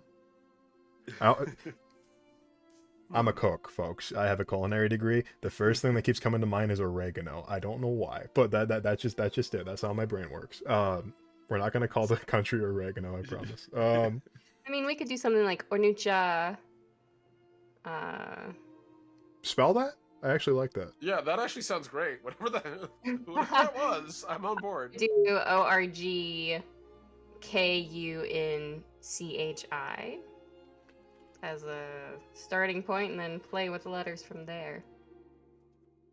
ORGKUNCHI? Mm-hmm. Or Or CHIA. CHI. Or Gunchai. Or What if we lose either the G or the K? 'Cause that's two relatively hard consonants. I like Orkunchai. Orkunchai has a really nice ring to it. I agree. Orgunchai also has a good ring to it. I don't know. It's Cassie came up with it. What's your choice? Yeah. Well, I'm fine with whatever you decide to do. Okay, let's decide this. Do you like I the would letter say- G or I K? would say better? I would say drop the K so it doesn't start with orc. Yeah. That- that's where okay, my mind that's was true. immediately going. I like Just Orgunchai. cut off 40K. Yeah. Yeah, we did. There was no orcs. Or them gates. Orgunchai. I like that, Orgunchai. And then like foreigners or foreign peoples would more derogatorily or like abruptly refer to them as just stalkers. But I imagine like stalker in like STAULK is the implication, but people just like abbreviate it to the less flattering version. Like, yeah, exactly. And No, then let's some just people leave it that way. Yeah. Because it doesn't read well. Yeah. That's So fine. what do we call the Orgunchai people? I don't want to say Ogun Chinese because that sounds that What sounds about like Orgun? Orgun. Orgun. The Orgun. I like the Orgun. Thoughts? I like it. I Done. like it a lot. The Orgun people. They're a humble people, destroyed by their own hubris. Let's see. Eventually, not now. You can still Not yet. Not yet. still hang with them. During the yet. campaign, though. Soon. There's- Oh, that is a campaign idea. There's time for a redemption arc. Yeah. Thank you. If only a team of adventurers would show them the error of their ways. Better than the names I was thinking of. That's a very good name. Cassie, I'm not good at naming things. Also comes up with a really cool name. Can I tell you First my one. thought process? Yeah, sure. Yeah, no, walk me along. I'm curious. I'm I curious how have you came this up with this. organic kombucha bottle next to me. Perfect. Oh, I expected something like that, but like Jesus. I'm so happy. That is sublime. If it makes I you love feel any better, the way I came up with my words were I have my credit card right here. I have a composition notebook. So there you go. Drawing things around us. It's the writer's way. I don't know how I came up with the whole vibe. That was like a one stint thing. I'll never come up with any great names after that. So but okay, so we got what the people are called. Let's move on to the next question. Oh lord, there's like been a million messages in the chat since then. At least they're all about stalking, so we can immediately jump above all of them. Really quick. Narrative. Stalker market. Oh my. Stalker market. Oh lord. Oh yeah. Stalker has very different implications in our society, but that's okay. It's a fun word for a fantasy society. I'm gonna move on before I get myself in trouble. Cultural harvest festivals and rituals. Yep. Not necessarily rituals in the creepy culty sense, but also in that this is just a thing that a bunch of people do, kind of like a habit. Yeah. I mean, like yeah, how cultural. parties and festivals are like a natural human thing. You know what I mean? And if you have a civilization built around a crop, that's why you have like every major festival for most nations is built around a harvest time of some kind. The spring, it's the equinoxes, you know, spring, Yeah. summer, fall, winter, because that's when you pull the stuff off the plants. You have a bunch of food, and you either sell it, store it, or eat it, and that's where the feasts come from. So, yeah, I love that. That's actually a good point. I love that. Do you guys? I'm sorry. Go ahead. No, go ahead. Do you guys have? See, this is where I'm weak. I'm better when it comes to like European historical things. I feel like we definitely have sort of an Asian vibe going on here, and my knowledge of like Asian feudalist societies is very sorely lacking. So I'm trying to think of like what would be a proper, because the first thing I think of when I think of like a holiday that's like Asian oriented is like uh the Chinese New Year. Like that's the first one I think of, and it's like this long celebration of the New Year. And and what do we do in most countries? One day, that's great. Anyway, I'm gonna go back to being depressed in the next year. Let's just like, but they have like a whole week of celebrations, and they tie animals to each year and stuff like that. So maybe the Orgun would have something very similar to that. I feel like any society or any area that's focused on a singular crop is going to have a harvest festival. Oh yeah. So we've established that this plant bears fruit. It very well could be on, I mean, lots of plants that we use only bear fruit like once a year. And that's, Yeah. you get that fruit and then you're waiting until the next year. So there's sort of a harvest festival when all the fruits are in, and maybe part of it is everybody gets together for the processing of this, whatever this thing is that we haven't really nailed down how they're turning this into a commodity. But everybody gets together and does the work, and because everybody's getting together to do the work, they're also getting together to have a party at night. Maybe it's just a super nutritious food. Like that's what, like, you could eat like one of these and like have, it's like bread. People are like, bread is like highly coveted because you can eat it and like sustain yourself off of it just by itself. So that's probably what this fruit is, and that's why it's so coveted. Now, something else we go could do, it can also be concurrent with the Harvest Festival, is some sort of training or ceremony for when farmers graduate to the stalks, when they're allowed to participate in the harvest. Because that seems like a skill you have to learn. You start on these really tiny stilts, and you work your way up to bigger, and then eventually they let you out in the field because they don't want you diving in with all the bodies. So it's like you got to be good on your stilts before they let you in the field. you start with a step ladder, and then you like work your way up. Yeah, I mean that literally could be a thing. Like, I mean, well, this could be a separate thing that happens a different time of year. So if the harvest is, everybody's got their job and doing their work, that's harvest time. Well, that leaves a lot of the year when you're not harvesting, you're doing other things. And part of that could be the training of the harvesters to get up on those stilts and walk around in the water, because that sounds difficult. I've been on stilts like once or twice on the driveway. It's not easy. And now they're going to be using their hands to do things while walking through water and muck and what's under the muck. Yeah, whatever's underneath there. Yeah, we're not talking about what's under there, but we know. Yeah, no, stilts are just difficult, period. It's like, I mean, people don't realize how hard it is to like learn how to ride a bike, like, because we did that when we were young, so we didn't think about it. We literally had to figure out like our equilibrium and like where to distribute our weight, and that just sort of becomes a natural thing. It's probably like that, but to a significantly more difficult extent, because you don't know if your stilt's going to go down on a rock or go down on like sand or earth. So like, yeah, you could sink in 6 inches, and then you're like this. That's gonna take some training. And there's probably some cool carnivorous beasts in the water, considering what happens in there. Yeah. Oh god. So training probably takes a long time, but as far as a festival goes, there could be like Stilt Olympics, where like all the harvesters like get together and compete. There has to be. There has to be some sort of parade or competition. I feel like the name of this episode is just Stilts. Stilts. And that is this whole episode is about stilts, and that is amazing. Yes. We need to have a character named Rumpelstiltskin. I actually did see Neris mentioned like you got to be raised in this kind of thing with like a dance tradition. Maybe that's part of how they train. Like, you learn how to move rhythmically and with like balance on that, because you learn those motions as a kid as part of like playtime, and then as you get older, it stops being a plaything and more of an exercise you do. True. Cassie, did you have a thought? Yeah. I think it's not as important as I initiated it. No, go ahead. I was thinking, where do they acquire these stilts, which is a little off topic, but no, I think it's on topic. It's just a little bit divergent. That's a good question. Do they make them out of metal? Do they make them out of maybe? Okay, so that's a good idea. So it's just like, yeah, it's hard to train on these.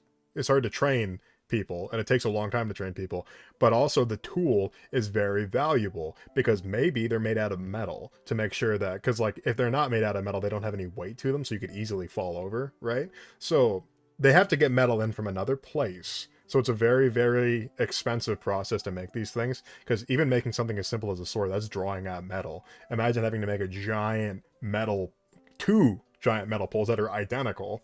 So yeah, I'd imagine they'd be very expensive, and they'd probably be made out of some sort of metal. So yeah, no, Or at that's least, a good like, question. That's a good reinforced, question. Yeah. So yeah, or metal stilts. Also, they probably make them out of metal because they could double as an effective tool during war times. They could serve as like a if you ever heard of a war ladder. Yes, there is something called a war ladder. It's Da Vinci was a cool dude. But he wasn't the first one Yes, to come up he with that. was. But Yeah. yeah, no, that is a good question, Cassie. Because I honestly was thinking about that too. I'm like, they don't have trees. You know, like we've sort of settled like these are like the plants. Could just be like the stalks from some of these plants too. True. They could just like cut like a one or two of them down and be like, well, we need to Well, use some of these. that's part of what I was thinking. Part of my line of thinking was if they did that, maybe they have some sort of ceremony in doing so, since that tree or that plant was part of their society for so long. Do they thank it in any sort of way? So it's like a retirement ceremony for the tree. They're like sort of taking the tree down because it's gotten so hard and it no longer produces fruit because it's just old. So they sort of like have a I big just ceremony. love my for it. rituals. That's all. Well, I mean, your name's Countess Cassie, like, and the supplement that you wrote. Go check it out, by the way, folks. But it's all this creepy ritualistic stuff, and honestly, like, it's perfect because that's what the society's really simple, but not simple in a bad way, of course. So they need things to sort of like brighten things up, because honestly, just living a life like that sounds horribly fucking depressing. And even peasants, like I said, my knowledge only extends to about European stuff, but yeah, the peasants had feasts like every single month. They had like big banquets and stuff like that. Even if they didn't have that much food to go around, they just save up for that and wear their nicest clothing. So yeah, these people probably have a lot of ceremonies to break up the mundane and the redundancy of just living, you know. So like the Stilt Olympics. it's No, T- I TM. think they should be in. The Stilt sure. Olympics. Well, okay, you know, on the later show we'll come up with a name for it. But I honestly like the Stilt Olympics so much, I'm gonna have a hard time changing that. Stilt Honestly, Olympics. like another thing I'm going to mention very briefly on this as well. Since we're talking about the idea of like retiring plants and that kind of thing, and also looking at traditions that are non-Western, my immediate thought was actually Hanami, which is so that is the cherry blossom festival in Japan, Sure. and it's literally the whole idea behind it is just it's food, drink, it's companionship, and singing songs, and just marveling at the beauty of nature in its transitory state. And that sounds like a great way to like it could be that part of the harvest festival is sure you get the fruit, but you also cut down the trees that can no longer serve, and that whole process in and of itself is ritualized and Yeah. part of the ceremony. And it's kind of an everyone watching like, oh, that's so beautiful and so sad at the same time. Cassie, when you said thanking it for its service, I could only think of that.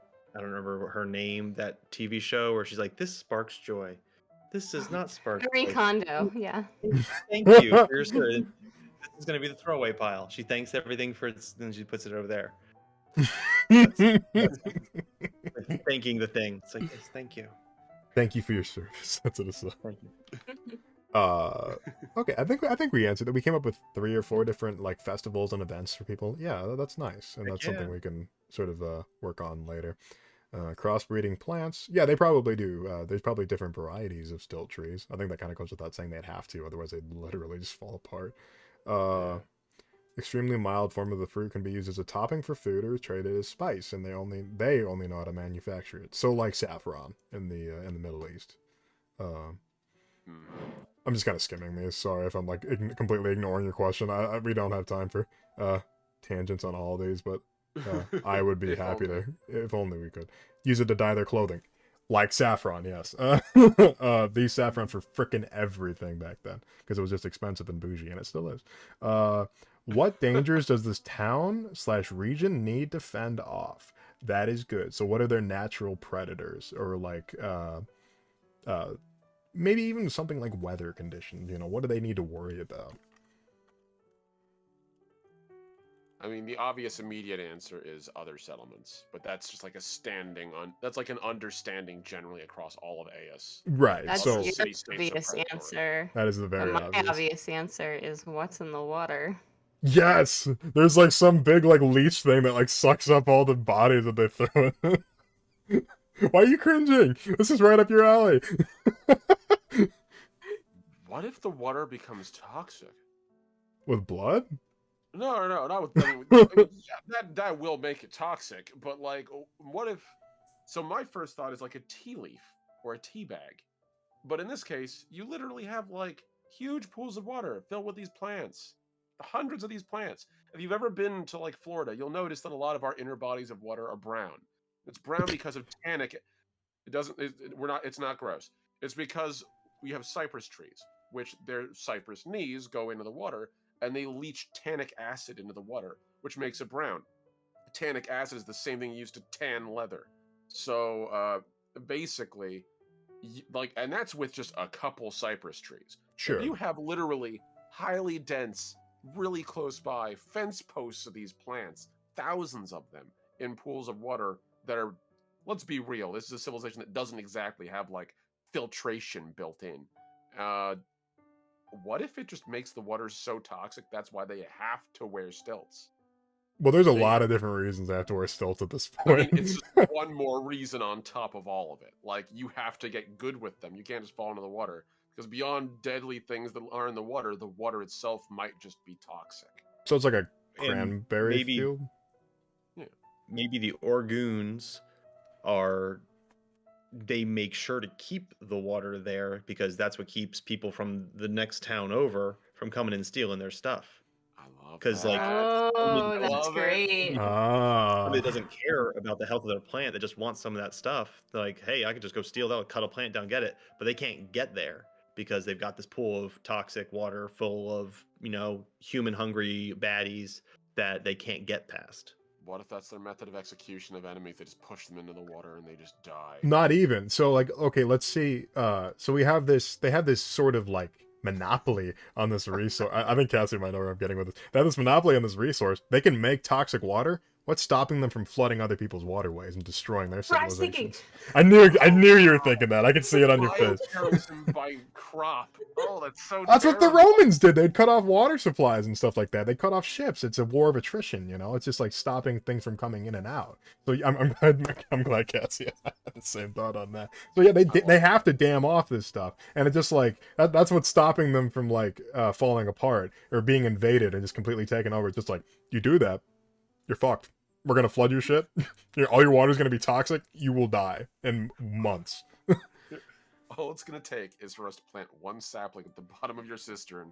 You're all dead in a couple. No, of but they years. could just completely break down a dam and like let it flood and just like destroy people's stuff. Not even just by flooding, but just like it's like a form of salting the fields. Like as soon as that water comes through, everything around it's dead. That's so terrible. I love it. Like, oh, yeah, it's Oh, yes. You never fail to make me cringe in the best way. So I feel like the one thing that we haven't talked about at all this entire time is magic and the dust. yeah. Is this related? Is there any of that going on here, or is this all purely just regular old biology that just happened to create some fucked up plant that like that the people in this town have totally figured out how to take advantage of? Honestly, I like the idea that this place is sort of detached from dust and magic. It just This sort is of just is, straight up yeah. regular old nature is metal. These plants, These plants literally seep acid. Like, yeah, they're yeah, whatever it is that, yeah, okay, cool, I love it. I'm That's down with fine. it. I dig That's that me idea. magic. I like it better when it's not magic. I agree. Because like I feel like it's just like magic explain everything. It's just like no, Yeah, I want we I want have nature to more- have taken like a drastic turn after the apocalypse happened. It's just like plants are just like fuck it, we're gonna make toxins everywhere so they can't get to us. We have been super liberal with the use of dust and magic as an answer to a lot of the stuff in the setting. It is not a bad thing to occasionally be like, you know what? Maybe things just be fucked, and that's just the way it is. Yeah. God, I really Yeah. like that. We've I made the like most dangerous plant in AS. I am, Super and bamboo. Oh, I man. am here for it. I'm on brand today. This is great. Awesome. I love this. Let's make horrible and dreadful things. That's just God, that's such a weird image too. Anyway, I was about to go down a tangent about how Earth used to not be populated by trees, but by giant mushrooms. So let's see here. Yes. Oh, I like what Dungeonator just said about the fruit requiring special preparation, which sort of goes along with our harvest festival of people get together during the day. They're all involved in the processing of the fruit that has been harvested, and then at night is when the parties happen. I like That would that. make sense. Like the like And then, fugu, like pufferfish. Yeah. yeah, so it's like the processing is something that it requires the entire population of the town. Like everything else stops. Everybody comes in.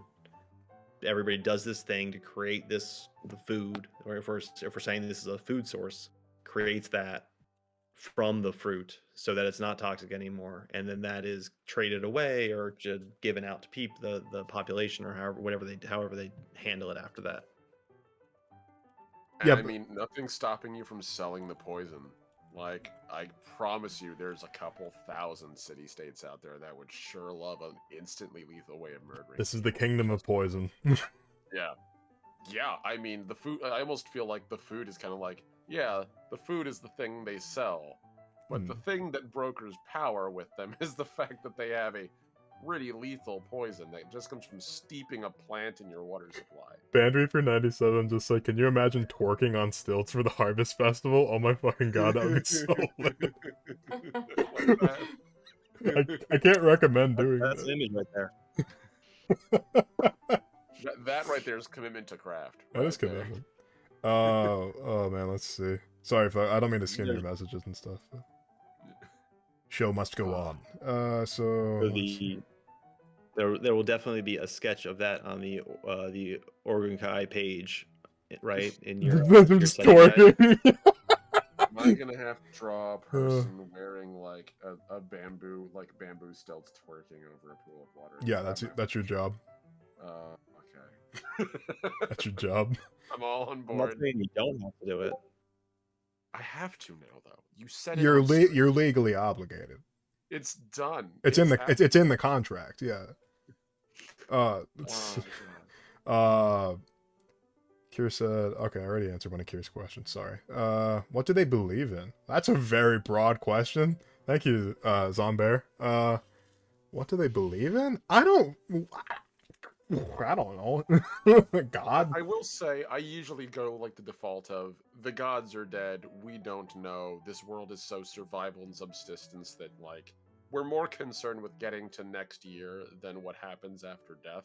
Yeah, but is there like a Like- harvest god? Or is there like, do they worship this creature that lives in the water? Like, What if they just worship the plant? Straight up. I Like, mean, why Egyptians not, kind of right? did that. Yeah. Egyptians worship plants. So, when something terrible happens, Uh-huh. how do they cope? Do they turn to religion? Hmm.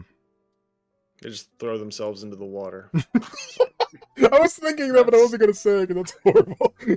Okay, That's I'm only here once. I can say it. They don't cope is the answer. They don't. Don't. We're just like, well, fuck it. Seethe. That's insult talk, no. But Oh god. I don't know why, but along those lines, it was just Cassie. You're like, what do they do to cope? What if they drink the water because it's like poisonous, like alcohol, and it gets them drunk?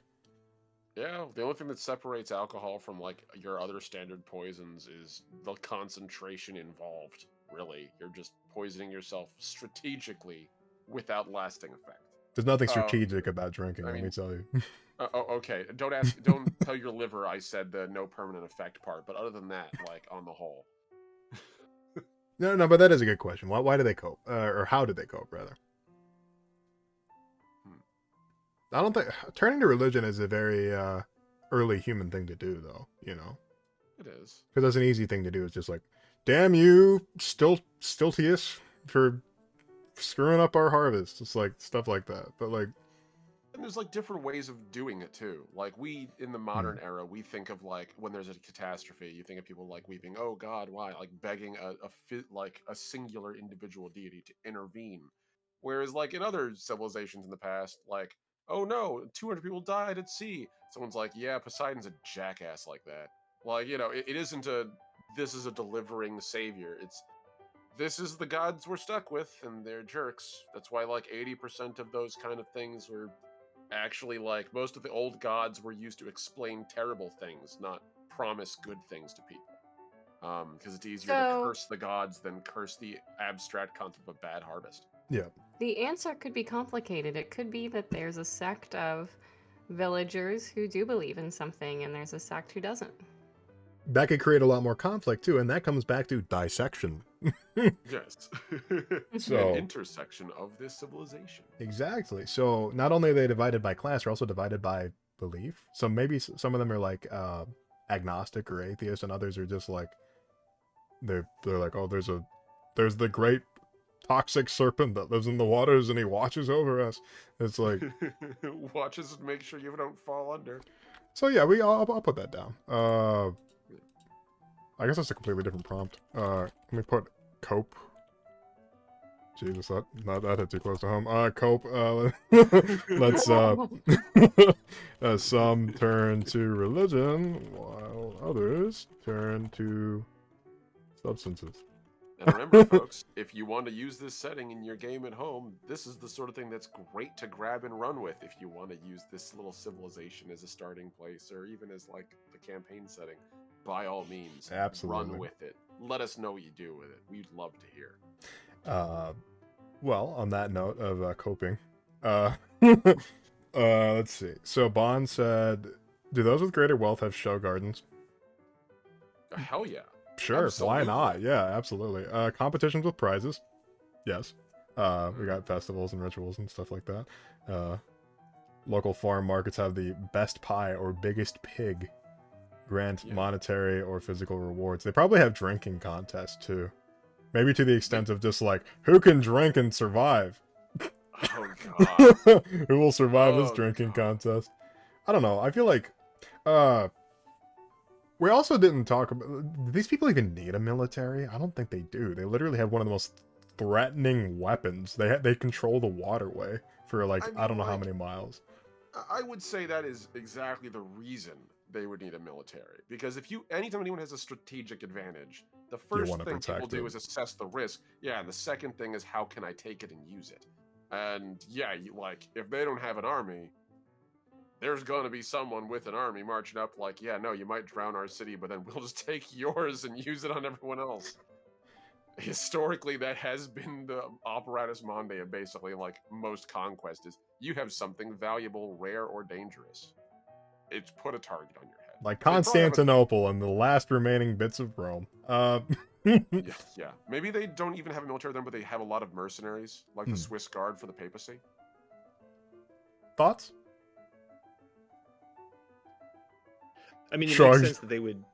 We sort of touched on the water is part of the physical defense of the plants, but the defense of the water as a resource, the poison that it is, would probably require some amount of manpower, if only to make sure the other Ogun are using it appropriately.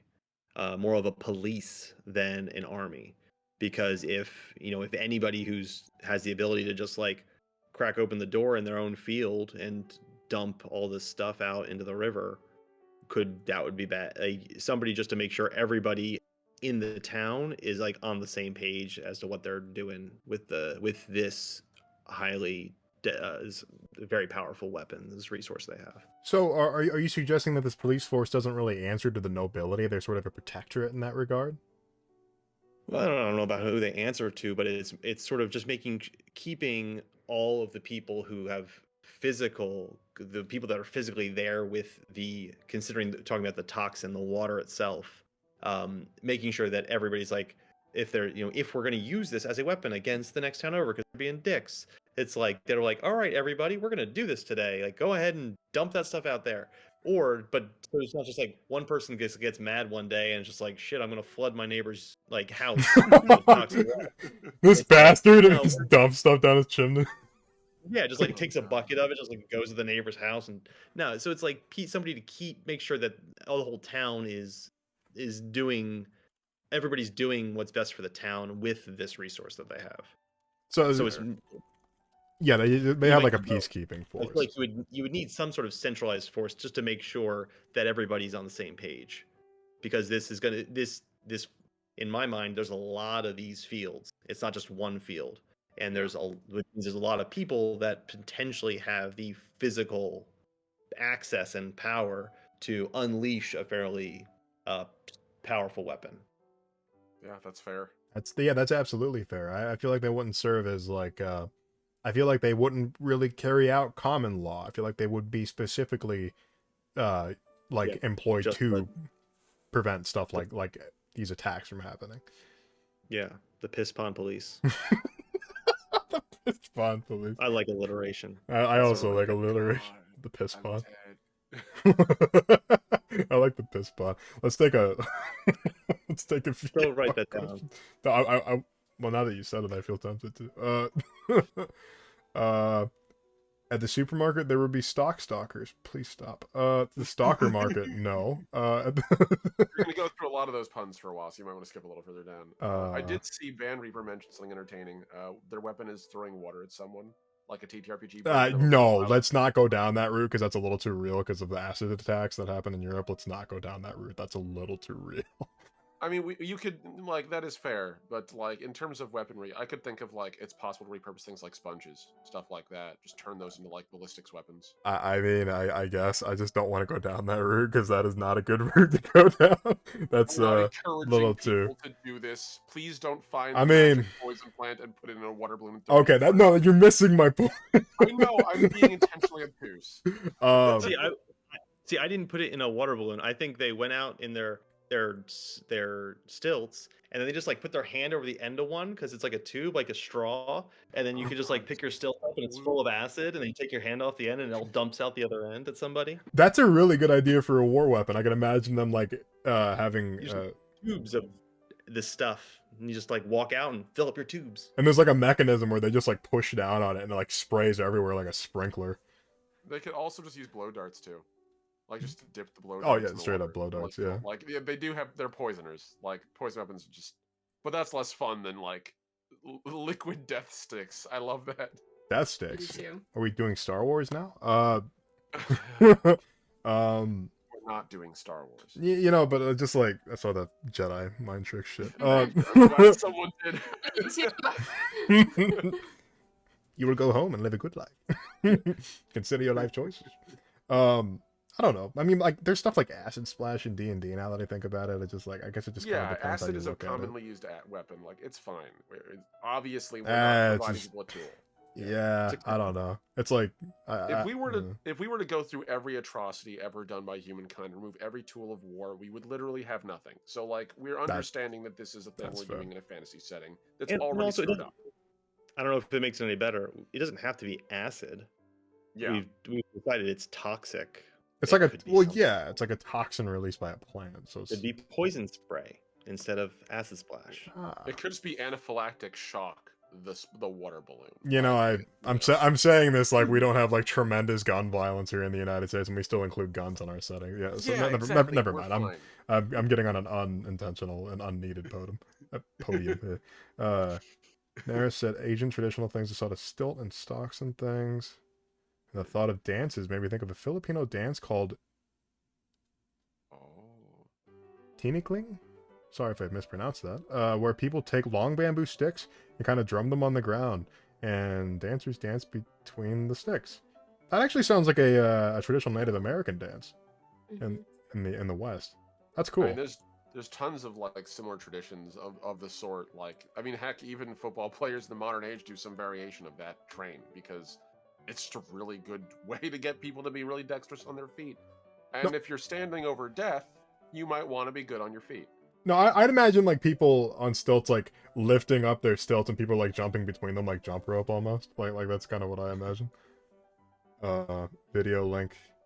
I'll look at that after the stream. I will not look at it now. It looks really cool. I will say I'm watching it now. Perks of not being on stream. Open that Or a new not tab. being like the host. Yeah. Yeah, you're right. You're not on stream. You haven't been on stream this whole time. Nobody's heard a You're word right. you've been Yeah, saying. no, I'm a ghost. He's our favorite ghost American. Let's see. Rumble is technically public domain. You know, if I didn't remember what you were saying, I'm just like, where did Rumple come from? Rumple Stiltskin. Yes. Bang sticks being honored for its service. Yeah. Yeah, that's a pretty common thing in a lot of cultures, especially animist cultures. Animism. Yeah. Bond said thanking like inanimate objects is animism, believing that all things have a soul, even what we'd consider inanimate. I think that's Egyptian too, right? If I'm remembering correctly. Yeah, it's the same thing. It's also Japanese as well, to a degree. Like that's literally the Shin. I mean, like the Shinto religion is literally like animism taken to its extreme. Well, Basically. yeah. So Nathan from Reckless Attack said someone needs to screen cap Red and Cassie scheming. Just like holding a fist. I think somebody already. Yep, somebody clipped it. Thank you so much. It's there and it's beautiful, and I love it, and I'm saving it forever. Got to be a black market for poison. It's probably a pretty open market. I mean, we literally sell bleach in our grocery stores, and that's a poison. Incredibly toxic. Maybe they worship something from the past, like a random piece of lost technology, or some lost everyday artifact, like a spoon. Well, not to that extent, but actually, Alan was talking about that at the very beginning of the stream. It's just like, what memories do they have from the old world that like are still here and like they still cling on to. So, Alan, I'm gonna put you on the spot, buddy. What you got in mind? As an object that they would worship? Yeah, maybe an object, or maybe like even a person from the past life. Like, you ever play Wasteland 3? They worship Ronald Reagan. I've got 3 kids. I haven't played anything. Oh, that's fair. You're a busy man. And your day job's a dissector. I forgot. There you go. Right. I do know a bit about poisons, though. But things something from the past. So with memory, I like going on the idea that these plants were also existed before, as part of the idea that one of the things that keeps these people here is their belief that this protected somebody. That's why this place exists. These things survived. We want to stay here because this will protect us. This will help us survive. So it could just be that that memory, the idea that there was a person, there were people here from before, and they're here now. We're 56, we're 80 years out, right? Or 100 years out from the bonk. We're far more than that. It's just we're only like 100 years into society becoming reestablished. So like we got hard reset to Stone Age, maybe a little bit ahead, and now we're back. So we're like 200-300 years ish. So yeah. So maybe there's a book that has illustrations on how to make the stilts, on how to create the patties that grow these plants. There's a farming textbook that made it through, and that's what is and that's their thing. Like, that's what's locked up in the center of town. That's the Coca-Cola recipe in the safe of that. This is the thing that they need to survive. This is the thing that without this they could not have their town. This is their and Bible. So they hold on to maybe they can't read the words in it, but they can look at the pictures and they can figure out how to grow these plants from the pictures, even if they don't understand what any of the text means. That's interesting. That's a very good point, because we sort of established like that the old world religions were scripted in such a way that they were just almost impossible for somebody that's like not trained to read. Like, there's no possible way you could even. They see a picture of somebody on stilts. They're like, we can do that. They see the water around the base of the plants. Like, we can do that. They see them just picking the top thing. It's like, we can do that. So that was the source of information that led to this settlement to Ogunkai being able to exist. Was the knowledge from that text, the holy text. I love this place. I really do. Dig it. There we go. This is truly a lovely nation. So they have their own version of the Bible in that sense, like, because like the there's Farmer's Almanac written by a saint. Right. It's like, it's the kind of thing. I'm not gonna be able to pull one off the top of my head, but there's definitely movies where there's post-apocalyptic, and you're talking about this thing, and then they finally show you the thing. Oh, that's the TV guide. And it's like, oh, but this is the thing that brings all the knowledge. It's like, well, sure, if you say so. Omni's gonna talk about the frickin' movie things and Mortal Engines again.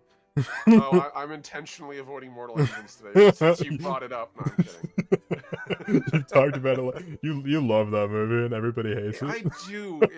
It's a guilty pleasure. No, not even guilty. It's a cool movie. It's just too rushed. Anyway, so I feel. Let's see. Nara said, "I feel like they need to keep anything about that movie." You're not missing out. I feel I feel like they need to keep another body of water that they can use for safer drinking, or at least to wash things. Maybe they collect rainwater. I mean, that's a really good point. Like cypress trees will make any body of water within a couple 100 feet of it start putting tannic acid into it. So as long as the roots are stretching, I imagine the toxin. Maybe that's where the poison's coming from. It's coming from the roots. So like that would be why they'd have to collect rainwater. I like that. Let's see here. Alan, that sounds exactly like some petty shit I would do. Lamau, my neighbor, gave me a weird look. Bucket of toxic water. Super soaker. That's horrible. This is about where I came with the idea of water balloons, or I should say where Band Reaper mentioned that, and I was like, I would 10 out of 10 worship a farming textbook. Yeah, it's like the Farmer's Almanac 2022. Because, like the guys in the locker and MIB2. What's MIB? Is that Men in Black? Men in Black. Men in Black 2, yeah. Yes, I'm uncultured. I've never seen Men in Black. So let's see. Oh, God. Just watch the scene. I'm not going to spoil it. It's actually a movie I don't want to spoil. No, it's so good. Fine, You should watch it. Oh, dude. Hal gives me Live so much tweet trouble. it. What? Tweet it? Oh, live tweet the movie? Yeah, live tweet that. I would watch that. I can hardly focus on writing. How could I? Oh God, Red, you're so young. I'm 20. Yeah, I'm 20 years old.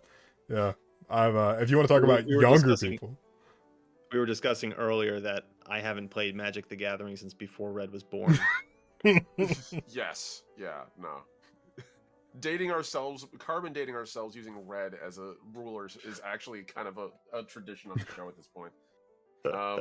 Also, for the record, reckless attack. I know that because I live in Florida and I can't go outside like by a body of water without tripping over cypress leaves. That's why I know this so much about cypress trees. That's gotta stink though. Like, it's actually not bad. It's really not that bad. You're nose blind. That's why. That's probably why it is. It's like people that live in New Orleans being nose blind to the smell of like urine. You know. I mean, it's a swamp. It already doesn't smell that amazing. It's a bayou. It's not a swamp. Only bayou in Louisiana. Down here, it's mangrove. Get your wetlands straight. Anyway. Don't you lecture me on wetlands. I live on a Blackmon estate. That's all we've got. Magic the Gathering reference. I think we've sort of reached the end of the comments. And honestly, I think it's a good time to call the stream because we were actually a little bit over time. So, any final thoughts before we go to the outro? Everyone say hi to Neptune. Neptune? Oh, wait, is that a baby? I can't see it quite. Let me hold it up on the he's screen. leaving. I'm sorry. No! Oh, the elusive Neptune. Damn. There was a baby on stream and I missed it. Mine's sleeping under the desk. I'm not going to bother. You must, for the views. Don't actually. No, it's fine. I want to see the baby. Oh, no. Yes, I'm happy. I am pleased with it. Say hi, River. River? Oh, little blep. He's got a blep on his little orange nose. Oh. I love him. The chat is all right now by Neptune. Yep. We love you, Neptune. Hi, Neptune. Yeah, here. Love that. Let's see here. So yeah, now that we got the babies on camera, which is excellent, I think that's a perfect time to segue into the outro. So, thank you folks for joining us this Thursday evening. I would like our guests to reintroduce themselves since it's quite literally been 2 hours since they've said anything about themselves. So, Cassie, if you would. Hello, I am Cassie Mothwin. I wrote a folk horror D&D book with 15 encounters that are roleplay centered that I'd love for you to check out. It's pay what you want right now on DriveThruRPG, Ko-Fi, and Itch. If you aren't sure about horror or if you are in a tight spot, feel free to check it out without paying. I just want to spread the love. Follow me on Twitter for more spooky things. I'm linking what Crooked Roots in the chat right now, folks. So please check that out. It is, if you like the creepy crap we talked about on stream today, you're gonna love this. So creepy. Al, tell me about what you're up to, man. I'm Alan. I am a writer as well. I write fiction. So I have a novel, the first in a series, which is essentially written like an AP podcast. So each chapter is 90% epic fantasy and 10% the players yelling at each other for picking the wrong spells. So it's all family friendly. I wrote it so like my 10-year-old kid could read it. I think it's a lot of fun, and the book 2 should be coming out next month. So I'll be all over Twitter with that. So, folks, make sure to check out that first book so you don't have to do any procrastinating when it comes to catching up with the second one. I just posted the link to it in chat. Thanks, Fred. I got you, man. Omni, what are you up to, man? We always know what you're up to, but what's our favorite Robot American up to?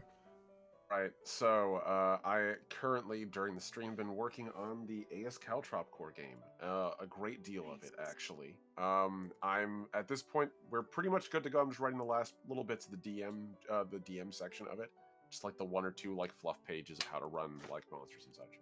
And it'll be out pretty soon. I'm hoping end of the week we'll be rolling on that.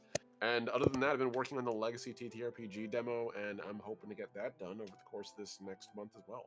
So keep an eye out, folks. I'm going to be dropping a lot of TTRPG projects very soon, as well as also eventually running Legacy on stream and playing, of course, in your game and DMDM games on Saturdays as well. So if you want to see me as a player and how crazy and inept I can be, you'll want to see me there. You're my favorite inept. Thank you. I try to make it interesting. We can see you on Twitter. Yes, you can see me on Twitter as well. Pop on. Oh, you can see me on Twitter. Whoops. No, literally right now. Sorry, I'm just looking at all the cool things people. Okay, yeah, that's great. You can. Okay, that's literally live tweeting. How do you like that? So I'm just looking through things. At least it wasn't the alt account. Well, I don't have an alt account. I'm a good Christian man. I'm atheist. A little bit about me, because, I'm at VA Redemption on Twitter. I just reached 1,000 followers. That is huge for me. That is so goddamn exciting. Thank you, folks, very much for joining me and Omni and our lovely guest every single week with this show. This is number 6. Is this episode 6 or 7 now? That 6. Feels right, and it feels weird because it feels like we've been doing this forever. And if I say the word feels more, then I'll lose all meaning. Feels good, man. All the feels. All the feels. But yeah, thank you folks so very much for checking out the stream every week and being supportive and just showing up. I mean, this is just such a fantastic community to be a part of, and it really just made me realize that, hey, that weird pipe dream I thought I had, it's actually a very much reality. Just need to put a little bit of elbow grease into it. But I'm also 2 followers away here on Twitch, away from 100 followers. Man, and we started it, like really started in December 9th, almost at 100 followers. That's insane. And I'm at 24 subs. Like, oh, holy crap, folks. Thank you. Genuinely, thank you. But you'll be seeing more of me in the future, especially over on DMDM Studios. And I'm going to have, hopefully, let me check the date on this, but I'm actually going to be having Ethan Reynolds on the show on Tuesday, I believe the 25th of this month, and we're going to be playing Neon Knights. And I believe Callan Hall is going to be GMing for us. I'm very excited for that. Callan's a class act. Love him. Absolutely great, dude. But folks, again, thank you for joining us this evening. I love you all very much, and I appreciate all of the just all of the support. It's just so overwhelming. Like it just like literally gives me mad imposter syndrome. But thank you from the bottom of my heart. Thank you. And with that, folks, have a great evening. And I'm probably going to be back for a midnight stream, so stick around for that. Keep writing, folks. Bye.